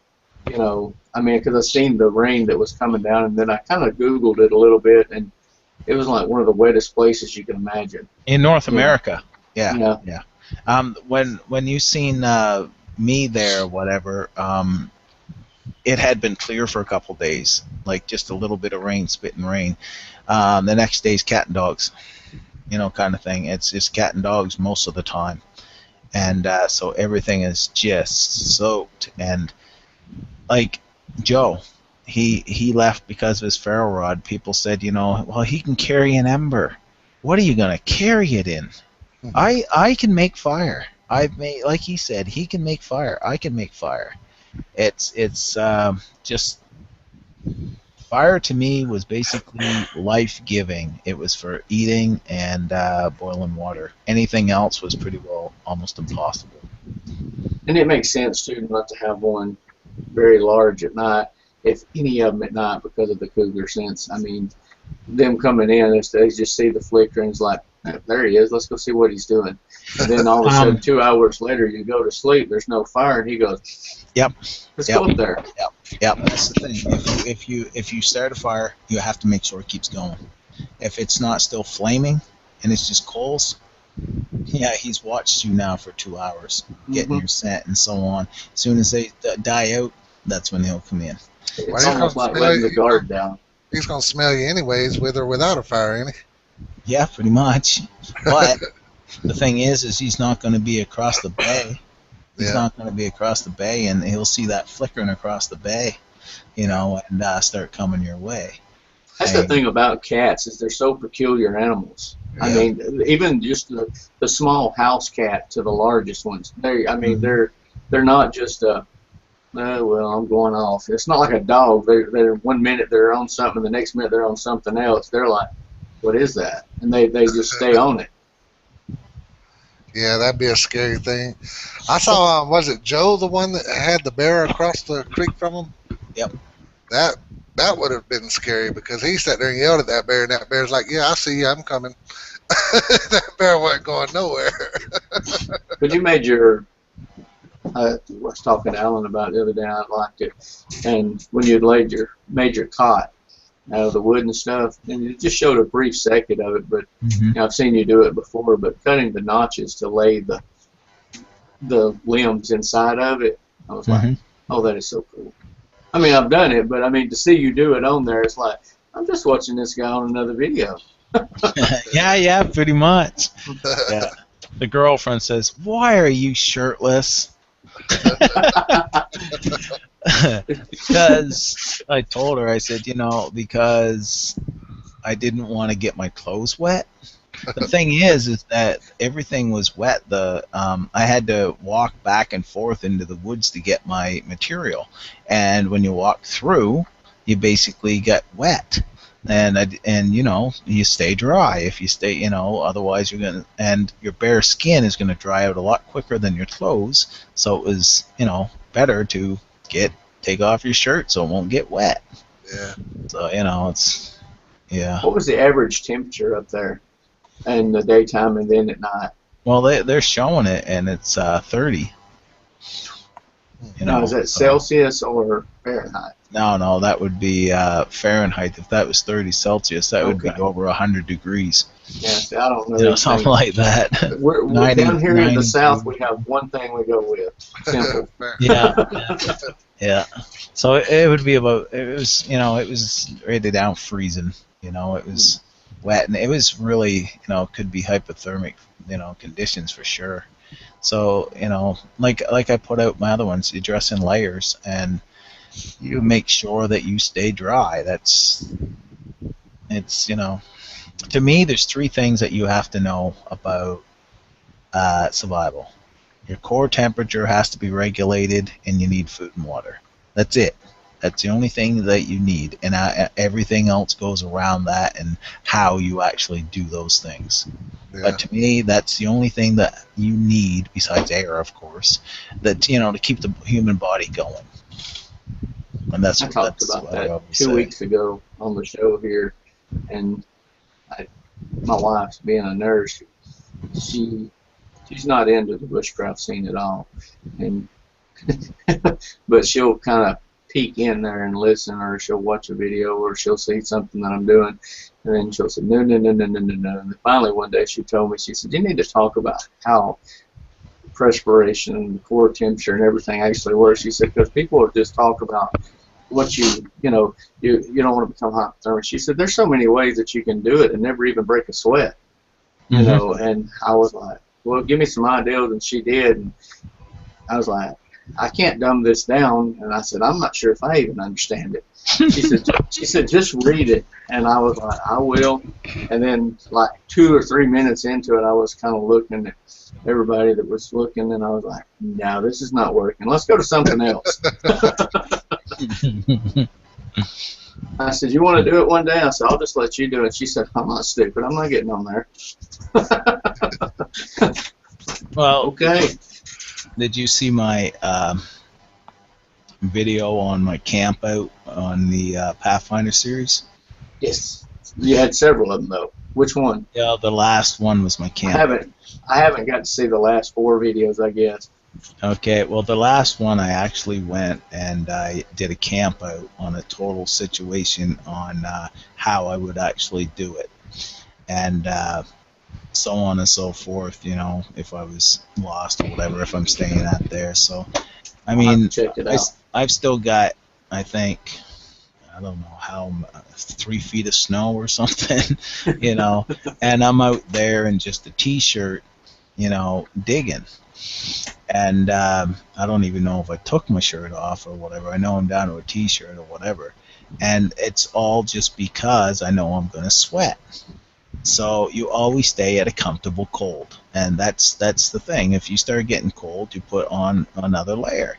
And once you start warming up again, you're fine. But once you feel that you're getting too warm, you take it back off. You always stay at a comfortable cold. I think you did see that one. That's been a few months back, though, hadn't it? Oh, yeah, that's Yeah, fun. okay, I did. I have a thyroid issue, so I have to watch mine because it's hypo. So I stay cool and cold all the time, and so I can put on more, but I have to make sure it's a leather layered. I'll get it out in a minute. And when I do that, I use a different approach. I feel the temperature as it goes up and down, but right in here, this will be just burning hot, but my core will be cold, and I have to watch what I'm doing because eventually it'll drop, and then this here becomes hot, and then if I've got too much on. So over the years, after being diagnosed with it or told I had it, and with the medicines and stuff, I can kind of get away with it. So that would be any of my chances of ever going. So.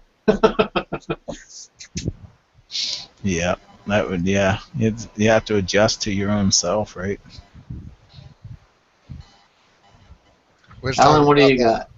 we was talking about the hammocks a while ago about how hard it is to pee out of them or get out to pee. We was talking about that, I think, on one of the last shows. I was talking about if a bear was to come get me in my hammock, I'd be screwed because it takes me 10 minutes to roll over, much less try to get out of one. And to get out and get a spear and protect myself in time, I just have to lay there and say, "You win, you got me." Yeah, it's I always told my buddy and stuff. It's like I feel like a bear pinata Yeah, or a bear burrito. It's Smack you around. yeah. that's one of the things that makes me count more primitive, like in the shelters, than it does in the hammock. And I love the hammock. I love it a lot, and I do it sometimes. But it's always a scary feeling because I know if a bear was to come, I'm just screwed. There wouldn't be no hope whatsoever. I sleep the less in a hammock than I do anything else, and the reason why is because if I sleep in a tent, if there's something outside, it's going to scratch the tent. Yeah. I can wake up, I can grab whatever I have, which I always have something there that I can drive out through there. Either I have my shotgun or a machete or something. If it starts coming through, I'll just start smacking it, whatever. But the thing is, you're going to wake up. In a hammock, you're going to wake up to, kind of thing in your face, or chomping on your face, that's what you're going to wake up to. It's totally different. So I don't sleep as well in a hammock, that's for sure. My brother tells me I snore loud enough that I don't have to worry about no bears or nothing coming around. My wife says the same thing. She says I sound like one. She said if anything, it'd be a mating call. But I know when I do end up sleeping, which, like I said, I don't sleep much out there, 20 or 30 minutes at a time, but I'm a light sleeper, especially out there. I hear every little twig that breaks. Me too. Yeah. I wake up yelling. I mean, as soon as I hear something, I'm like, "Get out of here, bear!" And his wife rolls over and smacks him in the mouth. Says, "You're not in the woods, Alan. It's the dogs." I usually wake up probably 4 or 5 times during the night or whatever when I sleep out there. Yeah. And like I said, I usually sleep with one eye open kind of thing. But I mean, I sleep well. But I constantly, do wake up or whatever and kind of, because I'll even have dreams of, one coming in, a couple coyotes or something, or whatever. And yeah, I got that one video. Obviously, you haven't watched none of my videos, but if you watch any of my videos and you see the ones where the coyotes came, that scared the teetotal piss out of me. I was laying down and sleeping, and it sounded like a herd of horses come running through the woods at me. And I jumped up, and I was able to turn the camera on right after I had heard all the noise. And when I camp, I'm always on the edge of a river. I always camp on the edge of a river. Mm-hmm. And I break all the rules. I camp right on a freaking game trail and right under a bunch of widowmakers. I mean, I break every rule there is on the our rules. But they come running. So I can point it out to him. They come running. They was on the other side of the river, and it was in the winter time, so all the leaves were crackly, and mm-hmm. I heard that crap coming. I about had a damn heart attack. I jumped up, and I was sleeping on the ground in a shelter. I jumped up, turned on the camera, and turned on my flashlight, and I'm looking, and right across the river, all I seen was a whole bunch of eyeballs. Oh, wow. My biggest guess was it was coyotes. I could never see the actual bodies of them, and they were gone just as quick as they came. It's like they must not have knew I was there, because when I shined the light over there, they had real surprise, and then they were gone just that quick. Yeah. But just hearing them coming, I just knew I was gone. I thought, what the hell? Me and my buddy one time were hammock camping, and it wasn't going to rain that night, and so we decided, you know what, we're just going to throw up our hammocks, no tarp or anything else. And so we're all laying, he's laying in his, I'm laying in mine, and all of a sudden we heard going and stuff, probably about 100 yards away. Yeah. And I'm like, whoa, listen to that. You hear that? And he goes, yep. And all of a sudden, yep. And there's probably 5 or 6 of them down there. And then all of a sudden, about 50 yards away to the right, yep, going on as well. They're calling back and forth, right? Yeah. And I looked at him and I'm like, what are you thinking right now? And he said, probably the same thing you were. And I said, well, here's the deal, dude. I said we can, ignore it, and they probably won't come over here. They probably won't, but that's probably. Yeah. We could wake up to one, jumping in our lap, or biting us in the face. Yeah. Or can we decide to make this an adventure and see how quick we can pack up in the dark and walk to our car? and he says, that's a good choice. So we slept in the car that night. Yeah. Yeah. Well, we had nothing. I mean, I can't carry a pistol. Yeah. I mean, up here or anything. So what I sleep with basically in my hammock, I have a flare gun, one of those orange freaking flare guns, Yeah. and I have a blank in it that it will just bang, make a big bang. Yeah. And that's it. I have that in my hammock, and if something comes in, I hope that the bang will actually scare them away. I mean, Yeah. I can't carry a gun either, so when I'm out there, basically I sleep with my knife, and that's my biggest hope for survival or protection is my knife. And sleep, all those are comforts to me. My spear is a comfort, mhm. the fire is a comfort, my knife, and then sleeping that close to the river, because I feel like if all else fails, if everything else fails, I should be able to jump in the river and have a half-ass chance of getting away. And I know bears can swim, and all that stuff, Mhm. but I don't know. That's just my 4 or 5 comforts right there: the spear, knife, fire, and river. Yeah. And my river has a nice current in it too, so I feel like if I jump in, the bear's going to have to Take keep you up down. with me. Yeah. Yeah. Well, that's all you can do out there, really. I mean, they always have these statistics about bear attacks and so on and so forth, and they're fairly low and so on. But to be honest, how many people actually go out and camp the way we do? Yeah, and I There is always a low number. That's why there's a low number of attacks. yeah, I fuss about statistics all the time because I don't give a damn about statistics. I don't care if there was only, even though I know there's tons of more, but just say there was only one bear attack that killed somebody since 1900. I don't give a damn. I don't want to be the next one. Yeah, Just knowing that bear killed that one guy tells me it can happen. So I don't want to be the next guy. Well, that's like my shelter that I build up here. I mean, it looks like a cage. They said, well, the thing is it keeps them out.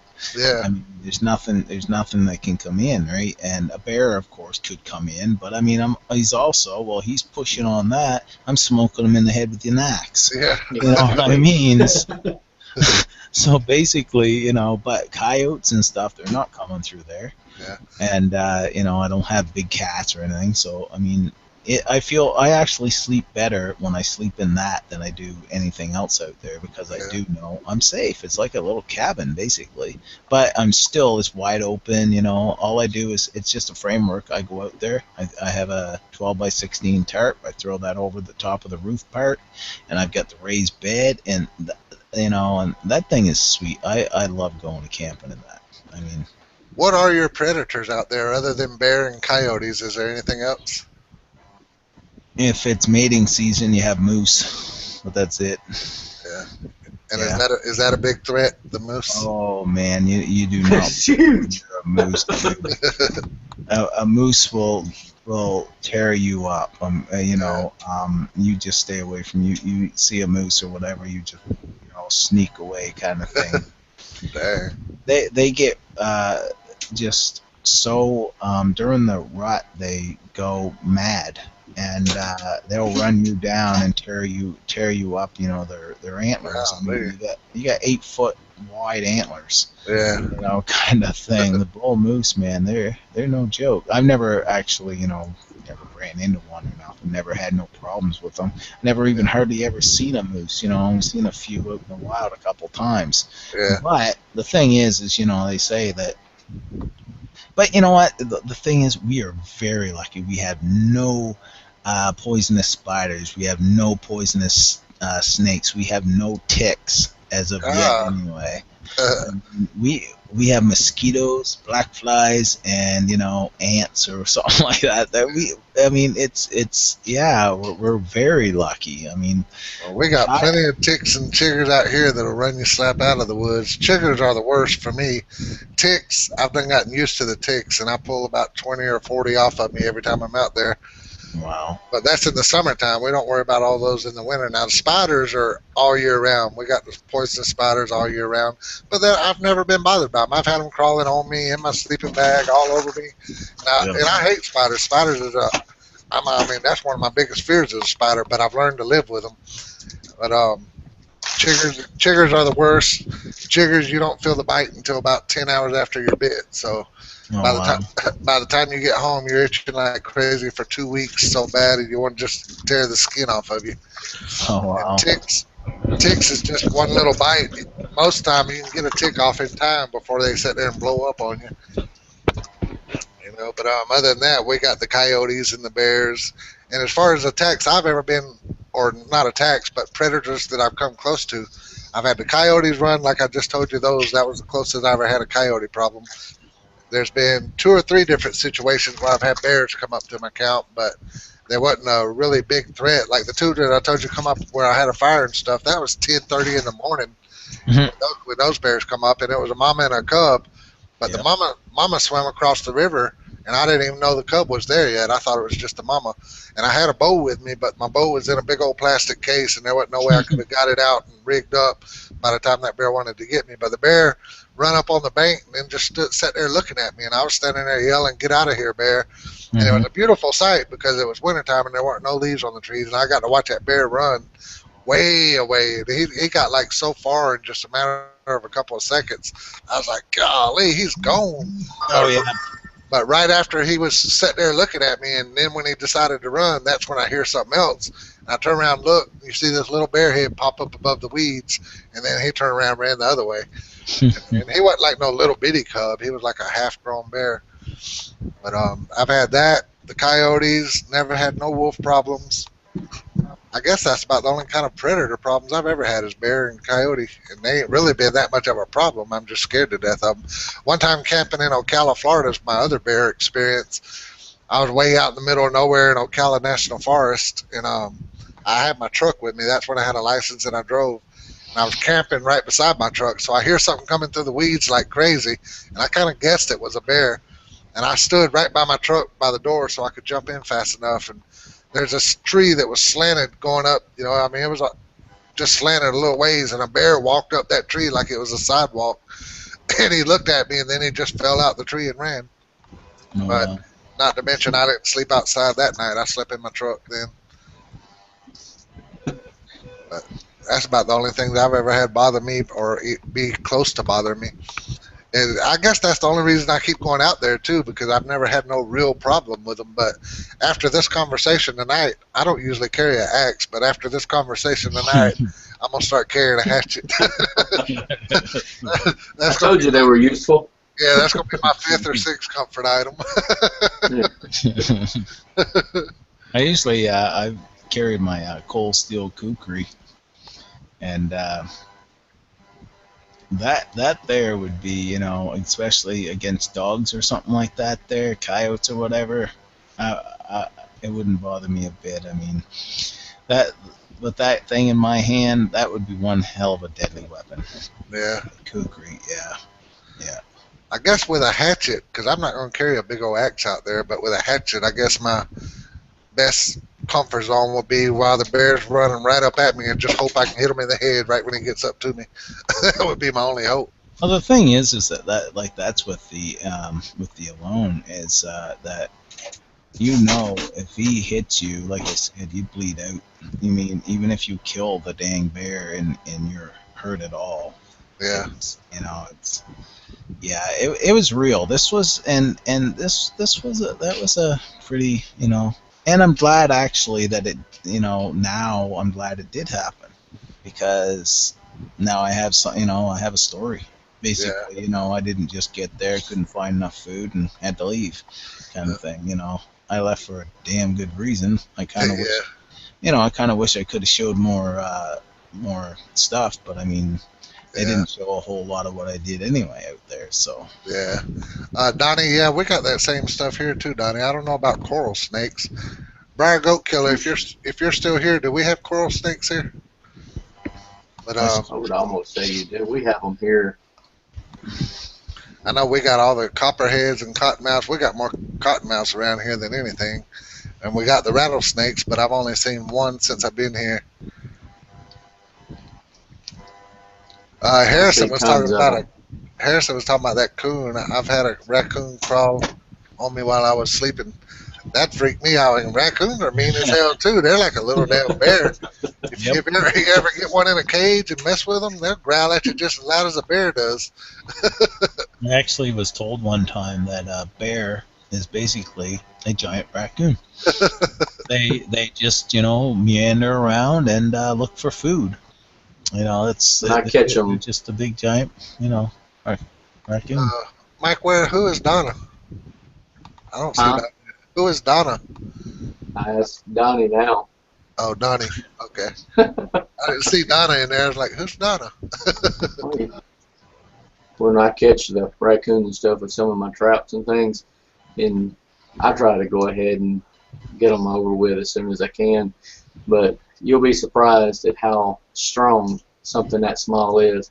I've seen them and think they were going to about pull up the stake. I mean, just they see you and they don't cower down like most people think they do. Some of them kind of will get in behind. If I set it close to a log or something, they'll try to get over in there behind it. But if not, I mean, you don't just walk up there and kick at it or nothing. You better go ahead and just shoot it.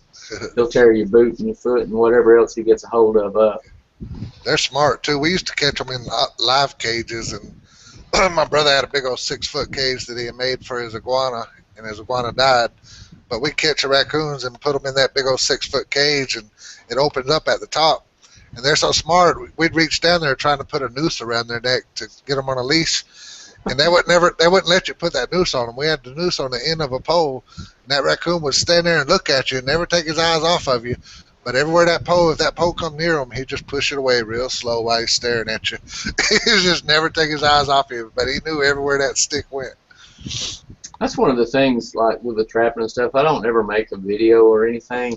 I've had several people ask about it, but I see a lot of them out there, and there's nothing I could teach anybody that's not already out there.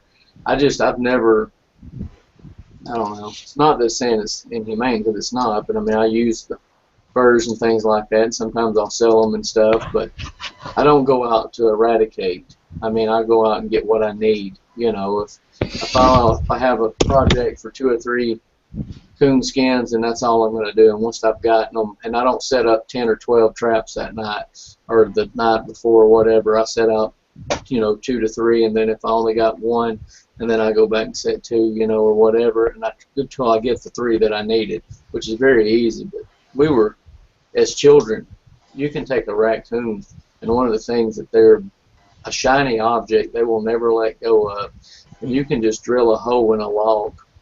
Find a dead log close to a riverbank or something, and drill a hole in it just about 1 inch in diameter, and then drive 3 nails down at an angle, and stick a quarter down in it. And whenever that thing picks that quarter up, it will still be there, and it will not let go of that quarter.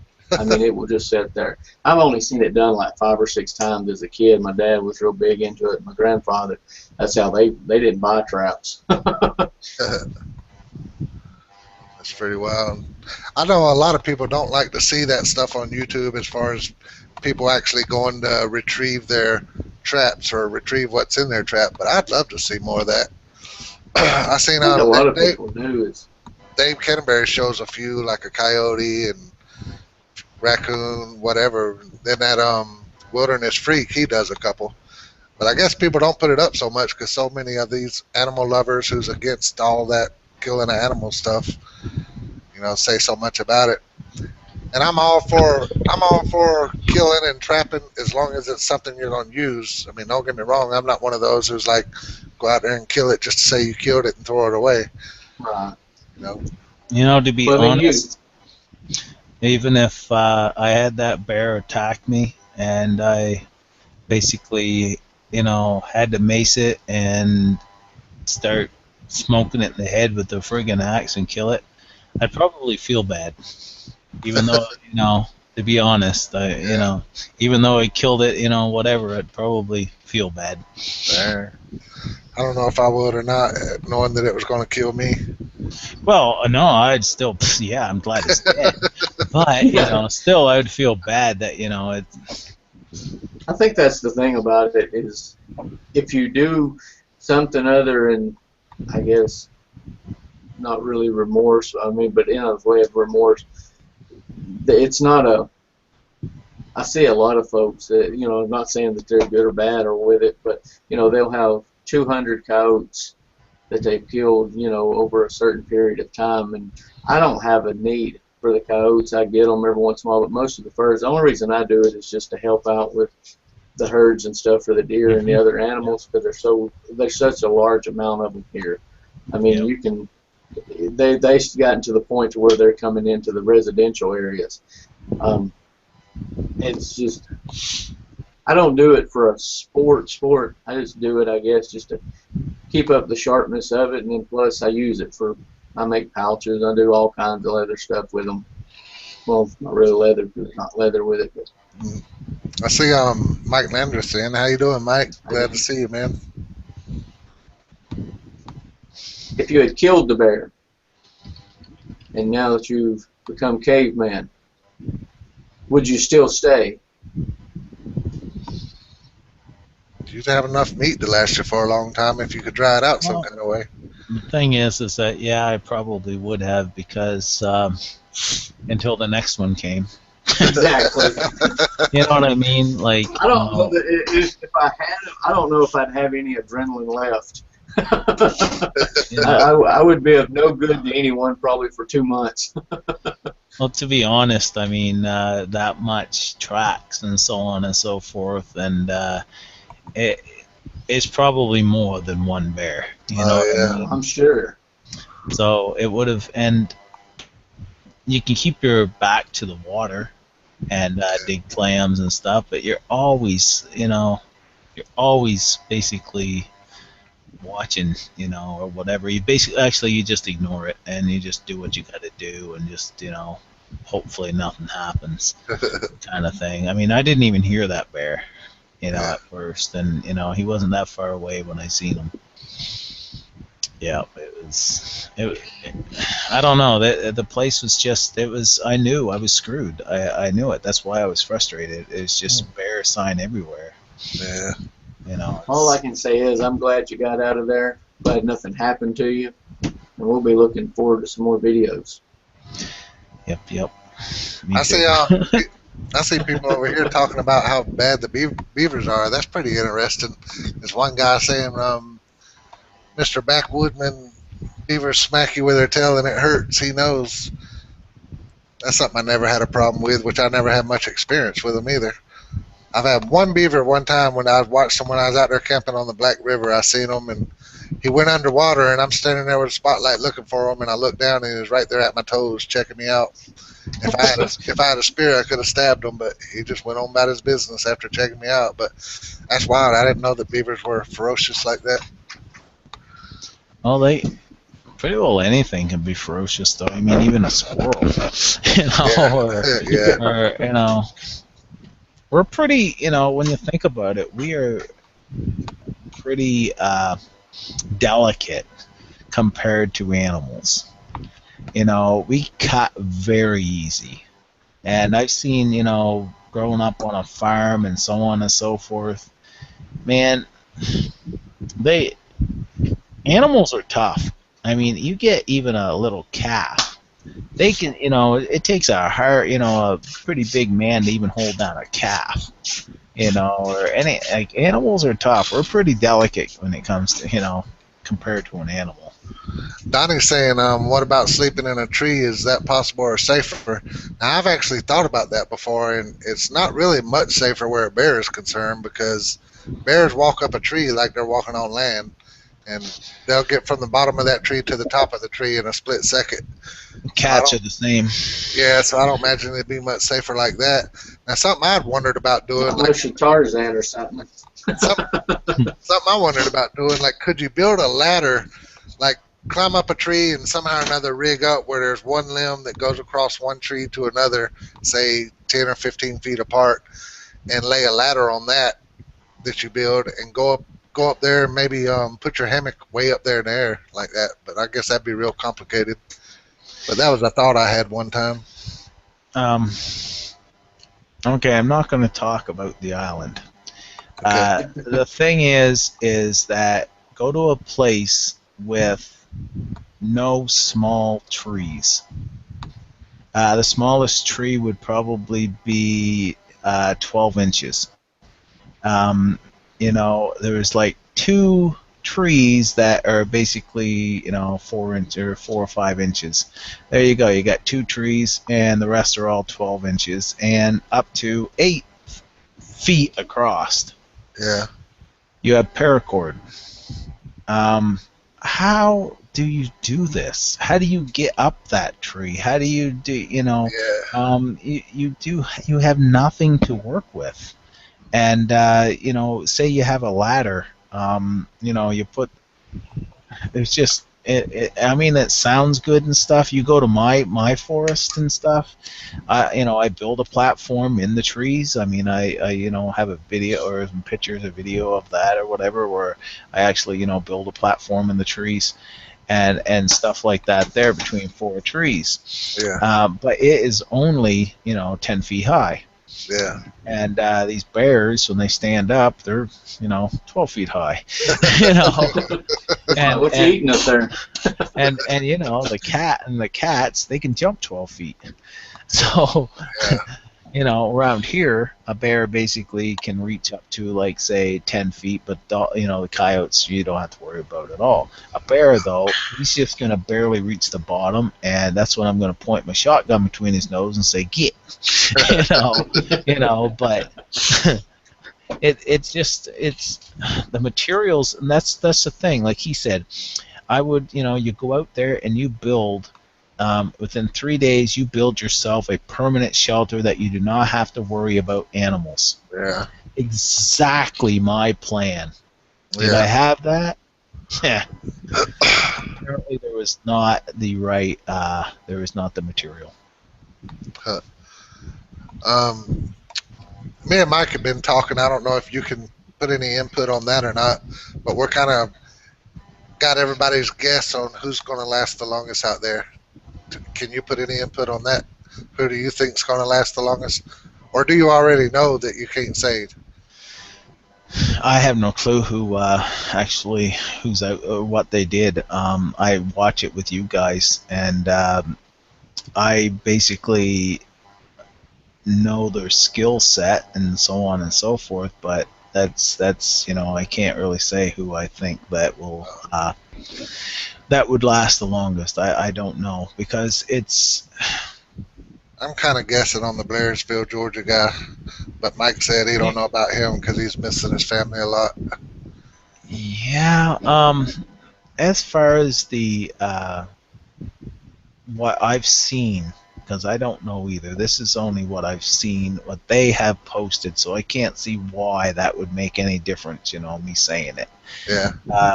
They posted one person that seems like they're starving. And that must mean that he's been out there a while because he looks thin. Yeah.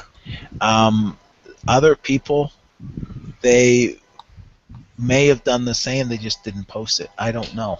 You know what I mean? So I think, the Georgia, Allen stayed out there for a while because he looks thin. I have not seen anybody else's picture looking that thin. I don't know, though. They might have, and they're just holding back. So I don't know who actually won. And but I do know that he looks thin. So that's all I can say, really. I mean, I don't know. But that's I see him thin. So I know he must have stayed longer than I did. Mike, I wasn't ignoring you. I'm glad to see you're doing okay, and sorry to hear about the other day when that happened. Wayne, I know you probably don't know Mike Landreth. He's one of our best buddies, and he's got cancer. He was dying, You know, he comes on here and always checking on him, see how he's doing. I But think go ahead, Mike. the family part would be a tough one. Even if you could survive through the other ones, to me it just would be. I mean, I'm real close with Kate and the wife too, but that would be my hardest one. I mean, if it wasn't for a show part, but knowing that at any point, that's to me, that's the kicker, is knowing that there's a button or there's a call that I can make and just go home. That just adds to it. Being stuck in a situation where you're stranded like Castaway or something, all right, you got to deal with it. With that toning right there at your ear. Do you think that would be better to not have a way to tap out? To me, the mental part of it would probably make it easier. I don't think the bear charging me, it wouldn't make it no better. I'd be like, crap, now I'm stuck. Yeah. But that part of knowing that there's a way of, all right, I quit. Just always being there, you can just click on it would be my downside to it. I don't know. I think that would be a comfort to me. I believe that would probably. Because your wife will like you.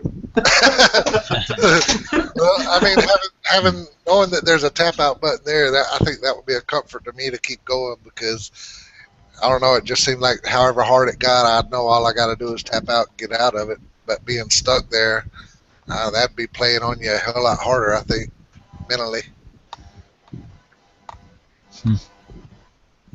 I can't imagine really being stuck there. Like if they go drop you off and say, all right, you got to stay here for a year. You have no contact, no way to get out. You're there. That'd be up stuff. It's better to have it by all means. But what I'm saying, though, is if you were just really just thrown into that situation, you're there now. I mean, I don't know what I would react to it. I don't know how I would. I mean, but knowing that I could just pick up the phone and say, hey, I'm ready to go home, that would, to me, would make it to where you would have that option of just being able to leave. Yeah. And so it weighs in on you, because, all right, I'm missing the family, or, I just can't keep doing this. And then the next morning, you wake up and like, shit, I've got to do this. I don't have a choice, Yeah. But knowing, did I make a bad mistake and go home too early, or was I just not feeling it? I mean, because the emotions is a huge thing. I mean, it can drop you down in a second. I love the way when they drop everybody off, the few people that said, well, shit just got real. Yeah, game's on. Yep. Yeah. Where did the name Kullcraven come from? Kullcraven is actually a Dungeons and Dragons character I used to play. Whenever I never said it, I never thought it, and I thought, well, maybe not. But you're around my age, so yeah, you played it. Yep. I love Dungeons and Dragons. Yeah. It's been 25 years ago, though, or it's been longer than that. It's, 30 years ago since it's been on a board game, or cards and everything. I was like 15. Yeah, I've got. Well, we always played the the books, and you had character sheets and stuff. Actually, was no game board, and I actually still have the books and so on. Don't play it anymore, but Good night. I always loved it. Good night, Sam. Wayne, somebody asked where. Let's see. On the show, what if you found one of the other people due to moving around the island? I don't know if you can answer that or not, but that was somebody else, Brad Allen's question. Yeah, I don't know. The thing is that we're totally alone. Basically, we were so far apart and stuff that it would be very, very hard for someone to actually meet somebody else. What about when somebody got picked up from the helicopter? Do you see or hear the helicopter going down the river on the way there? I didn't. Huh. I didn't. But you could look out through there, and there's other boats going and stuff all the time, planes and stuff. Anyway, I mean, yeah. Oh, okay. I mean, because of it's still there's other boats out there, and so on and stuff. And but of course, you don't talk to anybody, or you just see them go, and it's like, you know, I wasn't at that point. Me, actually, I wasn't like it didn't even hit me yet of missing anybody or anything like that. There, it just, you know, I was camping. You know, basically, I was camping out there, and I saw like all those salmon. Did you see? I saw the salmon on the land that the bear got. Was there like an abundance of salmon in the water? not where I was. Really? Nope. Nope. Nope, not where I was. And thing is, when I was first dropped off, it was that was somewhat emotional because of you felt like a warrior going into battle. You didn't know if you're coming home alive or not, and you basically had to think, you know, is this the last time I'm going to see my family or not? Yeah. So that plays on your mind. I mean, because of the predators and stuff like that. There, right? I mean, yeah, it was interesting. I think with most of the people that went, and just from watching them and seeing them and then knowing a few of them, I think all of them's survival skills were up to par. It's the predators. That, I mean, I said it before the show aired, and at the very first one of these we were talking about it. It was like, it's not the, well, I can do this, I can do that. It's, I'm now the predator. I'm being stalked. You know, it's not one of those where I'm just out camping, you know, for 10 or 15 or 20 days or 200 days, 300 days. It's, I'm now in the real world, you know, out there with these. I mean, these animals are, they're like, what are you doing here? It's like going into a prison or something. They're like, you're the low man on the pole. We're all here to get you. You know, get out of here. It was an adventure. Yeah. How did you first find out about it? I was contacted.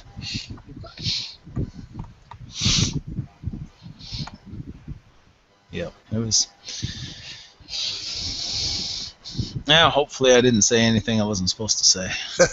I don't think you did. I mean, I don't think you did either. No, me neither. I mean, you know, everything that you mentioned is pretty much what we watched and seen on the show, or what we can get straight from the History Channel. well, that's the thing, exactly. Yeah. Anybody who's watching that show on TV too, if you go to the History Channel on the internet, they show a lot more than what the TV shows. You can watch the interviews for the guys that tapped out, where they're interviewing each other, those first two guys. And you can see the extended drop-offs. They offer a lot more viewing on the History Channel than what you see on the TV. Yeah. I just think it's a great show. I mean, I think it really, it's a real show. I mean, I know in the beginning, a lot of you guys that were on there, when you started, like if you just typed in alone on the History Channel, and then you'd see all the comments and stuff that was down there, like, oh great, another one of these, this and that, you know, and where's the camera crew 5 feet behind you? And it's like, I know 5 of these guys, you know, they telling you no, they're not lying to you, you know, there's there, it's them, you know, deal with it. Yep. Yep. I wish I had camera crew there. Yeah.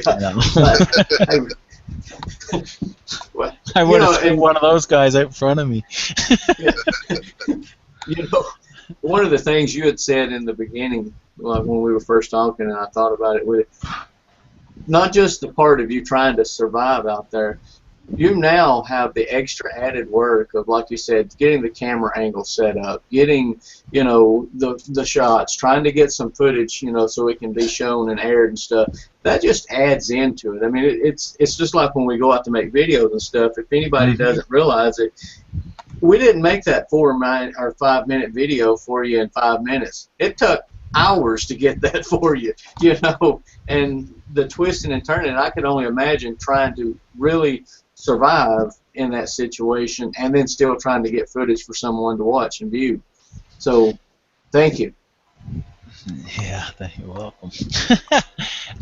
You know, I even I go out today and you know, and go out to do my videos on YouTube, and I have a Gorilla pod that I don't even take out a tripod anymore. I just hook to a tree and do my films.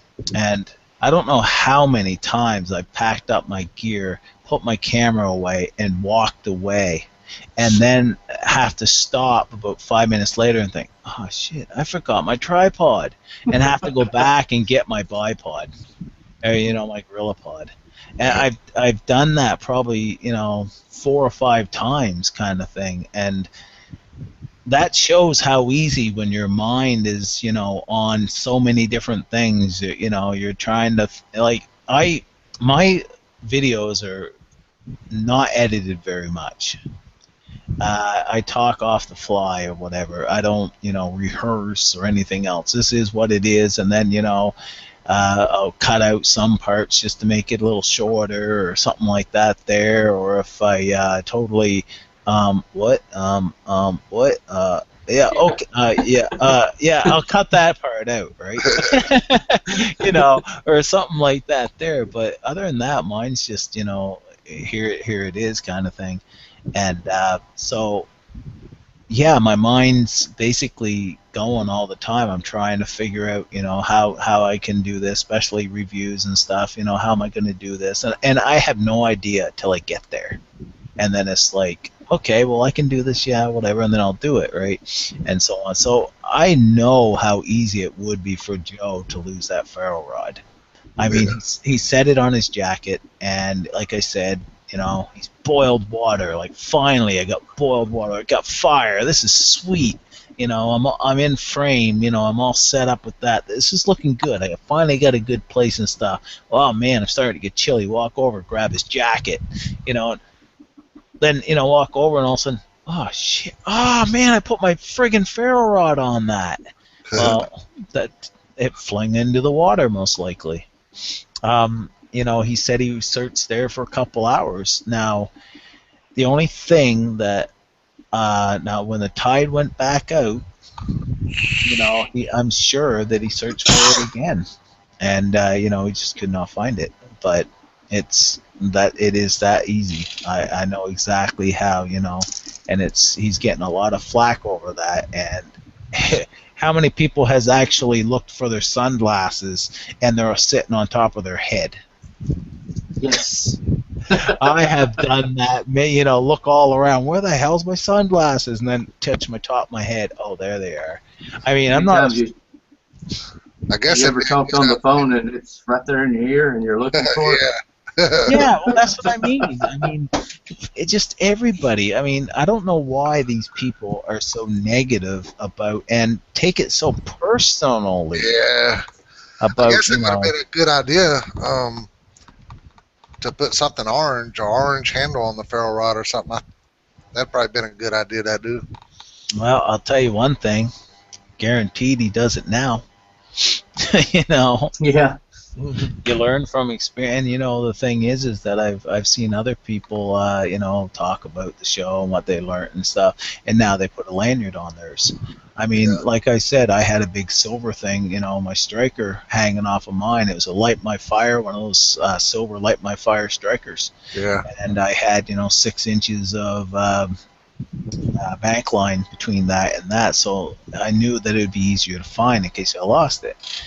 He had basically a, you know, black one or whatever. You know, he was taking care of it. I'm sure he was. And it's just that he put it there. He did not just set it on the ground or whatever. He put it on his jacket, and which you would know, you know, he put it where he knew he would be able to find it. But he picked up his jacket and forgot he put it there. I mean, yeah. That's a lot of emotions going on while you're out there, too. I mean, anything can happen. I mean, it's not a... I don't judge anyone. No. Except for Alan. I judge Alan because of yeah, he judges me all the time. Hey, Dish Outdoors. Yeah. I don't know. I get a lot of flack because I you know, when I'm out there or whatever and stuff, and you know, worry about the predators and so on. I leave a light going and stuff or whatever. My buddy there gives me a hard time. He's been in the bush all his life as well and stuff, and camped and stuff, and he's never had an encounter. So he sleeps like a baby out there. Never even worries about it. He thinks I'm foolish as hell. But it only takes that once, like you say. I take precautions. Have you been out any overnight since then on your own? Yeah, actually, I have. I've been out a couple times on my own, but I've been out probably 3 or 4 times. There, me and my buddy and different buddies and so on and so forth. I was just out. It was last weekend or the weekend before or something, and plus I have another couple coming up here and so on. Then a buddy's coming up on the 24th. We're gonna go out and spend 2 days way out in the bush and so on. So That's cool. I need yeah. to get out there too. I build birdhouses at night, so I haven't had a whole lot of chance to go out there because I'm backed up on orders right now. But I got that fever, that itch. I got to get back out there. Yep. Yeah, I'm pretty well in the woods almost every day, even if it's just for a few hours or whatever. I mean, I'll just go for a walk, take my knife or my saw or something, just go play in the woods or just go make a fire or whatever. I mean, I'm always in the bush, and I mean I'm in the city, but I'm only 15 minutes from the bush, kind of thing, right? So Yeah. it's all I'm lucky that way, and but. I don't know. Did it make me feel any worse about going into the woods or anything like that? There, no, it didn't. Because our bears are not they're not the same. You still got to worry about bears Yeah. and so on. And I gotta admit, I was out hunting there, in the winter or whatever, and I'm walking along and way out in the middle of nowhere, and it's just me, and I've got just my 22 mag, and actually it was springtime, and when bears were out, and I watched a couple times behind me and so on. I felt a little bit uneasy. And, yeah, I think it does. After being charged like that, it does stick with you a little bit. You do watch around and stuff like that there, but. See you later, Harris. I can imagine it sticks with you because, like the one time when the bear was behind my camp when I had the pheasant cooking, that almost scared me not to go out there for a while. And then not too long ago, I was going to my camp and I go under a bridge where I go out here to the river. I get my wife to drop me off at a bridge, and I go under that bridge and then into the woods and down the river. Mm-hmm. And I showed one video where there's these fresh bear tracks under the bridge, and they were bigger than both of my hands put together. And I still went camping. But there was a whole lot of voices in my head saying, "Don't do it, don't do it. Just go back home, reschedule it." Yep. Yeah, indeed. My screen just went black. Mine does. Oh, there we go. I had to move my mouse. Yeah. Mike, what do you got coming up soon? Anything? I'm going to take and go for 4 days, but I may surprise you, but don't count on it. 4 days on camping or on the canoe or what? Well, I'm looking at my wife. My son's going to have his tonsils taken out in 2 weeks. Yeah. So we had planned on a vacation with all of us, but she doesn't want to take and go on it and then have to be out that week with him. So she's just going to stay. So me and Caden's going to take out, and we're going on the canoe tomorrow and get him some practice in on it. And there's a lake. It's a large lake in Alabama, not far from where Tony lives at. And we're going to pick us out a spot over that way and go camp for about 4 days. You gonna try to hook up with Tony? I thought about giving him a call, but I don't know if he'll be around or. He's about 30 miles from where he's at. Did you wish Other him than a happy that, I don't. birthday? Did you wish him a happy birthday today? Or yesterday? He's still younger than me. Yeah, he looks it too. Yeah. I could have swore he was 10 years older than me. Now, this will be the only one he watches.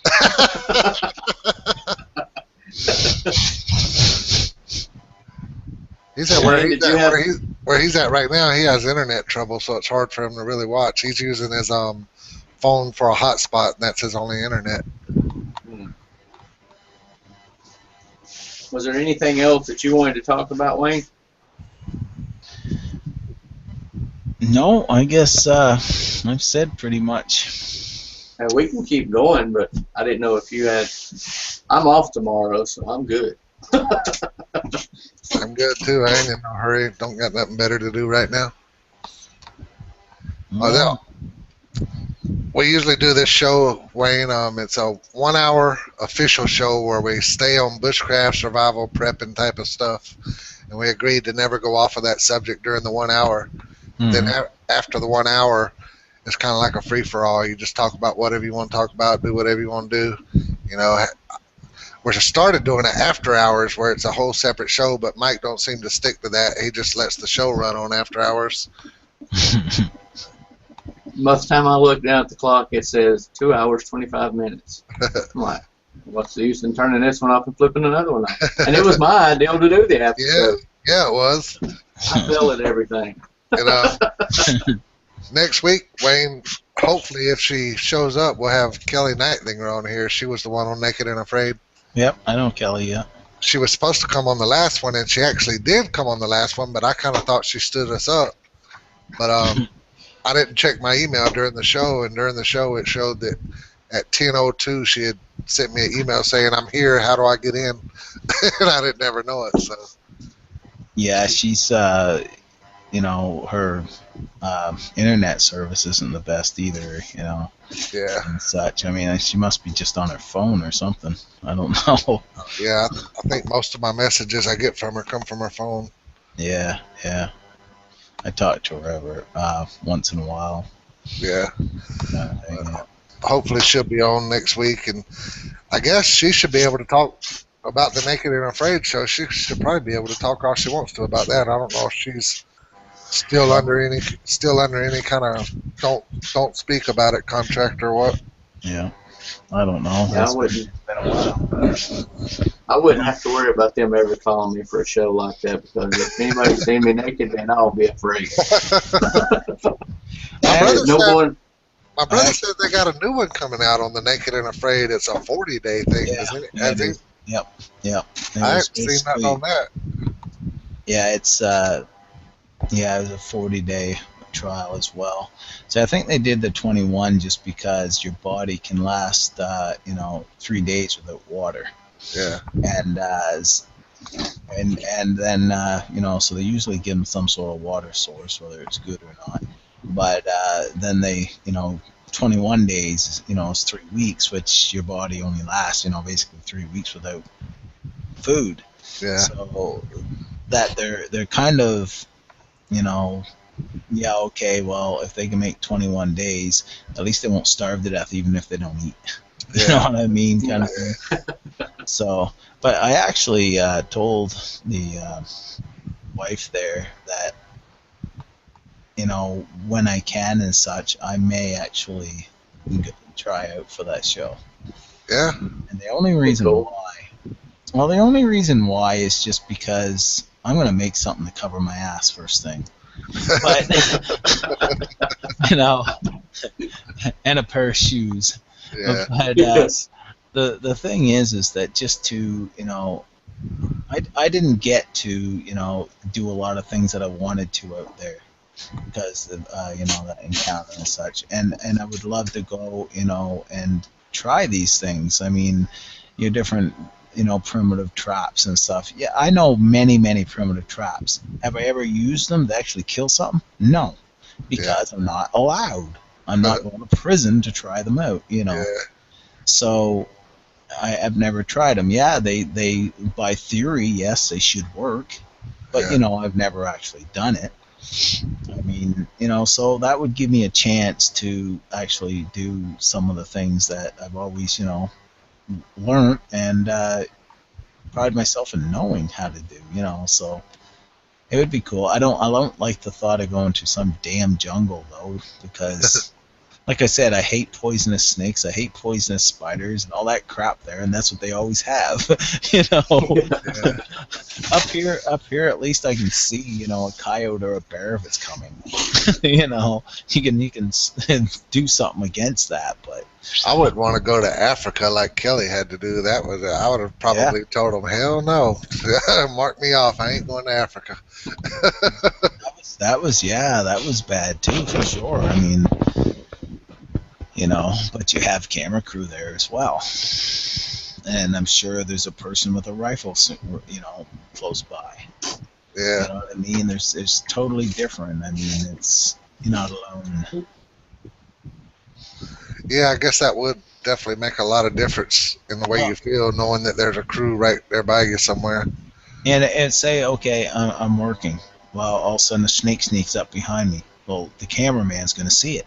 Yeah. Hold her, shit, don't move, and whatever. They're going to see it. You don't have to worry about cameras. They're doing all the filming. All you got to do is just do what you want to do.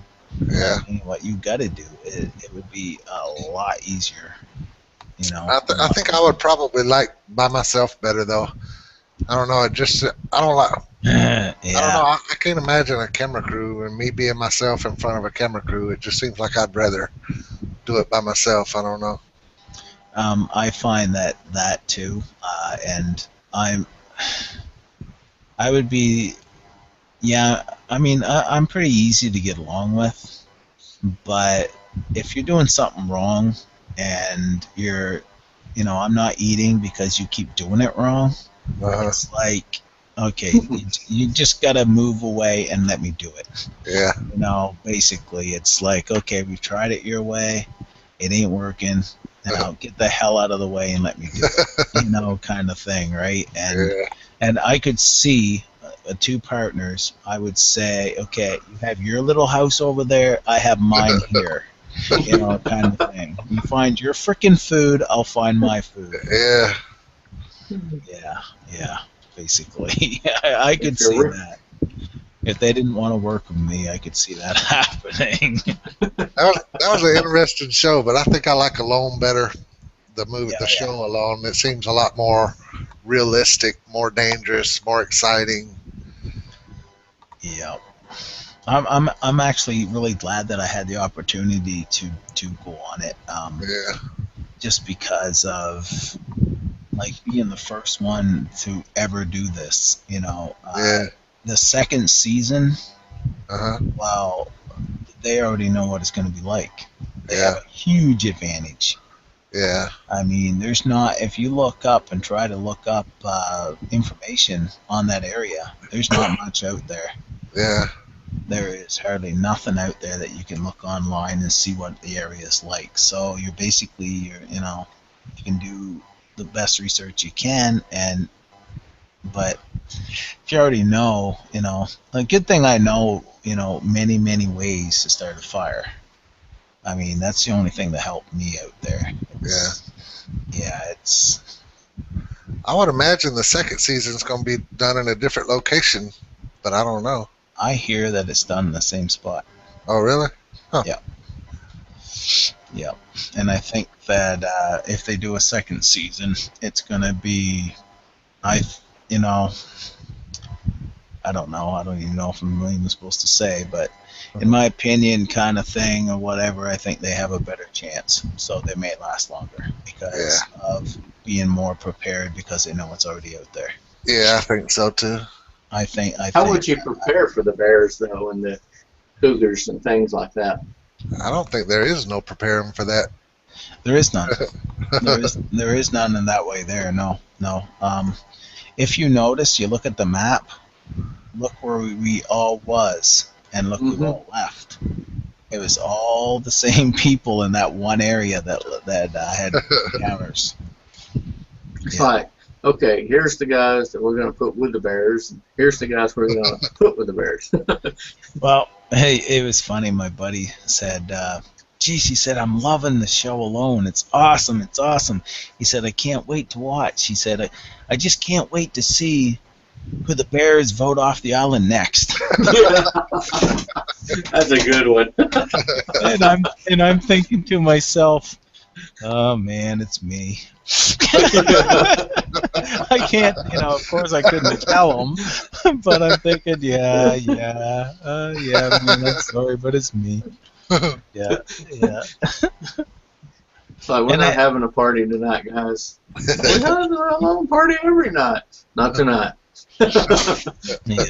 Yeah, I think that basically they just, they sent the wolves over to Chris, and okay, you go over there, and hey, dude, hey, go get Josh over there, give him a row. Wayne's over there; he's not too far away from Josh, Skip over across the pond. Yeah, tried to scare Joe, but he just said, "You're away. I'm just getting out of here," and left. Yeah.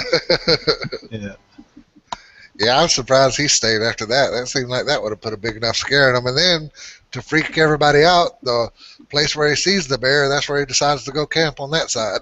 I'm like, damn, what the hell? Didn't you just see a big ass bear over there that didn't run from you? Now you're going over there to camp? Yeah. It may have been one of those, like, all right, we're going to do this, let's get it over with. There's not much he could do, and what I really felt bad about is that he was soaked walking across there. His feet were soaked, and muck boots, man. If you own muck boots, you know what it's like to get them dry. And it's like his feet soaked, his legs are soaked. I'm thinking, oh man, and this is hypothermic weather. This ain't good, dude. And at least he got a fire. He could start trying to dry stuff out and such. But it's real out there, and he had nothing else he could do. I mean, he could have stripped down to his underwear and waded across there, but you would have cut your feet all to hell because it's on those rocks and stuff. So, and you can't have injuries out there as well. So you had to do what you got to do, and I mean, you can't really have an opinion on, okay, what would I do kind of thing, because well, yeah, you can do things different, and best of luck to you. But what do you mean you can't have injuries? Is that, you mean like because you have no way to heal it, or is that one of their rules? No. The thing is if you cut your feet you use your feet, man, and you don't want injuries. That's it. You just don't want injuries, especially your feet. Right. You got to walk around and stuff. If your feet's all cut up, that's that's bad. Step on a nail and then try to walk the next day. Yeah. You know what I mean? You have your feet all cut up. I mean, we had first aid kits, as you've seen, but you could put a Band-Aid on your foot and stuff. But yeah, it's just everything. I mean, you had to be. When I went out there, I believed I was in a skill set that anything that possibly was thrown at me, I could deal with. Yeah. And besides predators, I mean, I know what you have to do. I've studied them and so on and so forth. Like any survivalist should know how to deal with predators and what your potential predators are. And so you prepare for that, but there's no preparing. I mean, if you're attacked, all you can do is do the best you can and fight it off and try to live. But I guess in preparing to go out there, as far as like saying for the second season, one could possibly look up and see what type of wild edibles to look for in that area. Because I would know, I don't know my wild edibles here, much less there, but I know a handful here. I think I know enough to survive a little while, but going out there, I wouldn't know the first thing what's what as far as wild edibles. you do not want to go in there unless you know what to eat. Yeah. You know what I mean? Like, Yeah. yeah, you're gonna be out there possibly a year. You want to know what to eat, Yeah. so you better do your research. I mean, if you know you're going to an area like that, you got to do your research. Did you research wild edibles, or did you just go with the knowledge you already have from where you're from? No, I mean it's a different place, so it's they you research as much as you can. I mean, the good thing about me is I have a beach here, so I know somewhat of the beach, what you can eat here on the beach and stuff. So it's similar out there, but you still have different stuff as well. So I mean, it's just research, and that's all you can do is research the wild, and that's you need to know what you can eat out there, because you have no food, so you need to know what you can eat out there. You can't count on trapping and so on and so forth. Was the time that you stayed out there, I don't know if you can say or not, but was the time you was out there all wild edibles, or did you ever acquire any kind of meat? Yeah, well, yeah. If you can't say it, don't say it. I ain't trying to get Yeah, yeah. you. Basically, you know what the thing is that I just say I wasn't hungry. Yeah. I was hydrated. I had lots of energy. I mean, I slept well. I I was doing good. I found Wilbur. You know.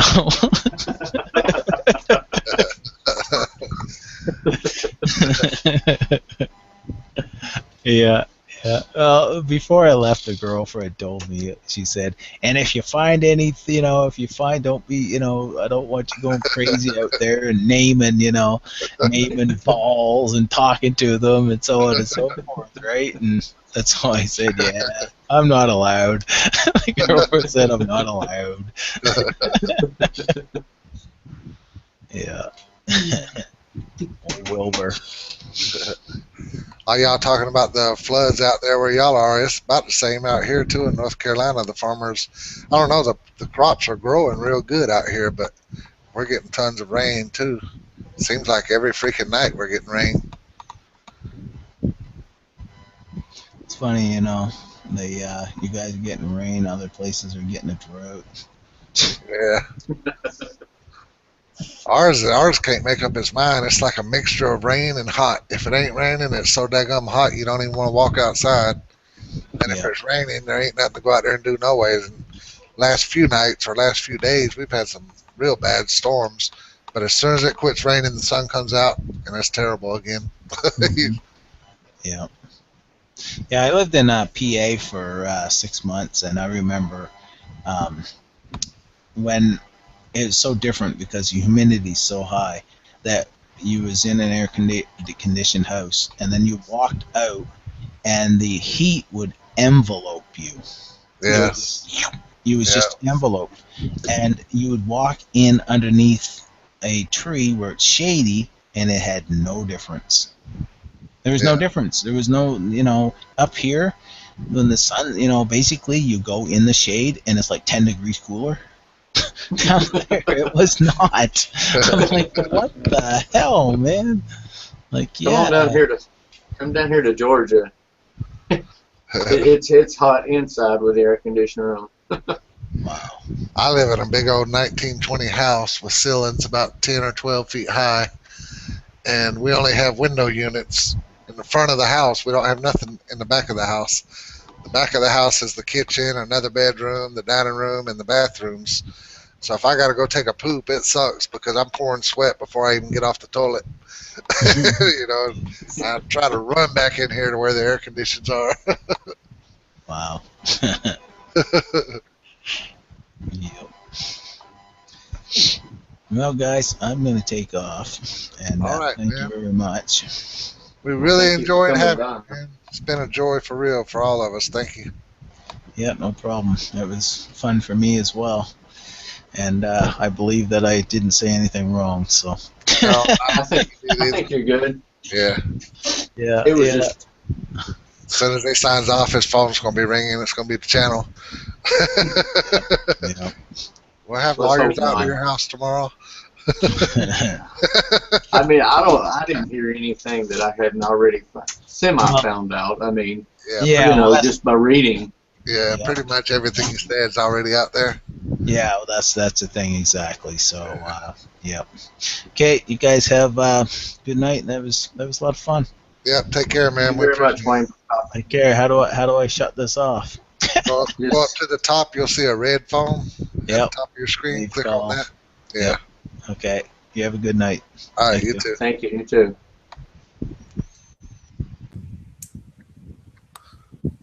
Well, that was pretty awesome. He could do his own talk show. Yeah, He had a good. good voice with it. Yeah. I'm gonna have to go watch more of his videos. I've watched a lot of his videos, but I want to go watch some more of them now. Everything that I like about all of his videos and stuff.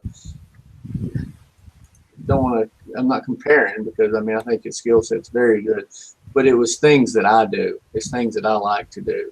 You know, when I'm out there, and he's just down to earth. I mean, he's just. It No, hurts he's not.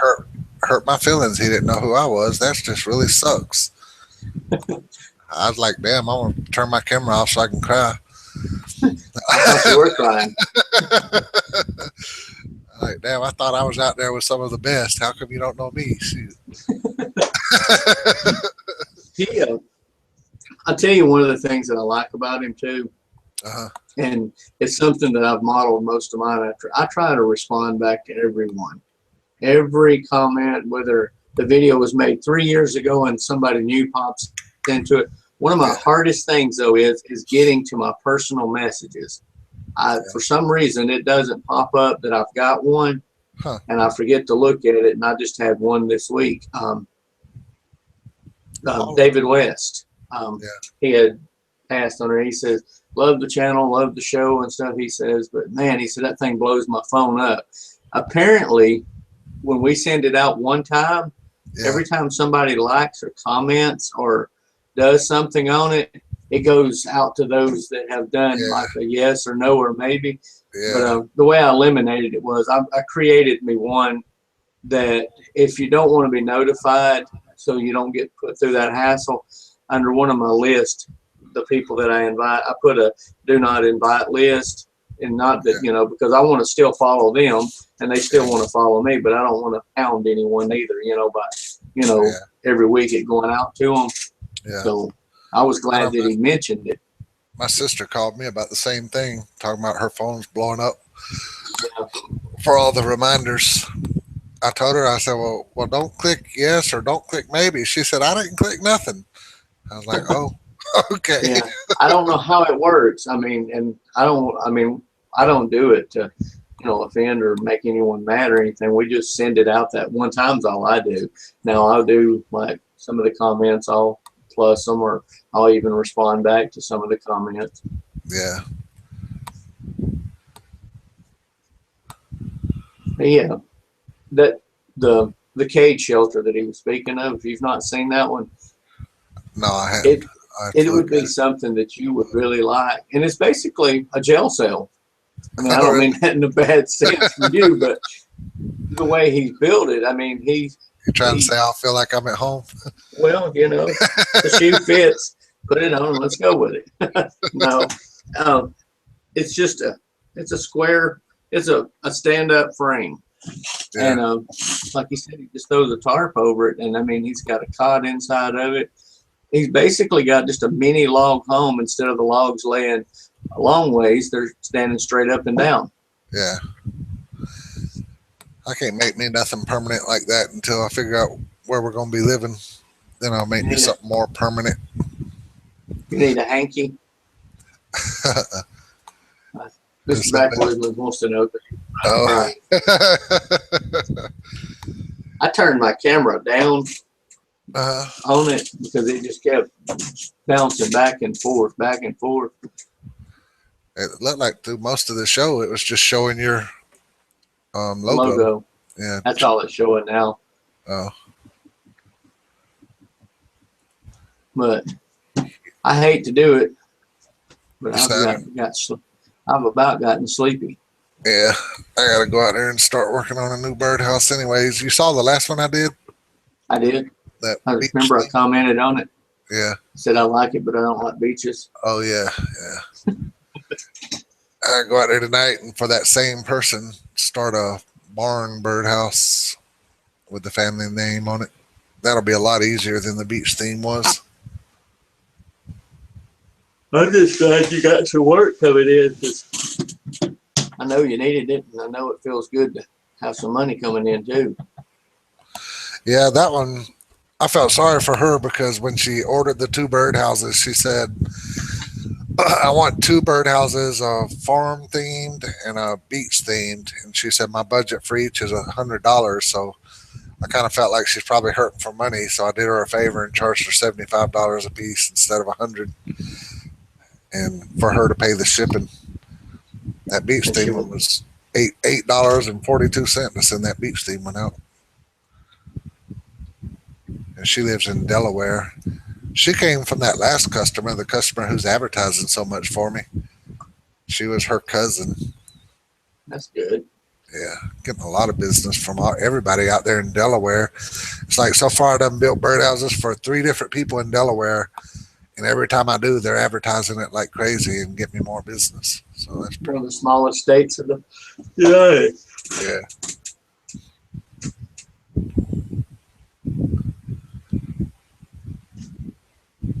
Have a great Well. show. It was a great show. Have a great week. Thanks, Tim. Yeah. Y'all don't forget, next week it's on my channel. I'll send out the invites, and the guest stars should be Prelude Prepper and Kelly Nightlinger, if Kelly Nightlinger shows up. Prelude Prepper, I want him so bad because he does so much. I'm guessing the word is self-sufficient at home stuff. There's another word for that, and I heard it the other day. What was it? Self-reliance, I guess, is the other word. But y'all take care, man, and you sign off whenever you're ready, man. Y'all have a good one.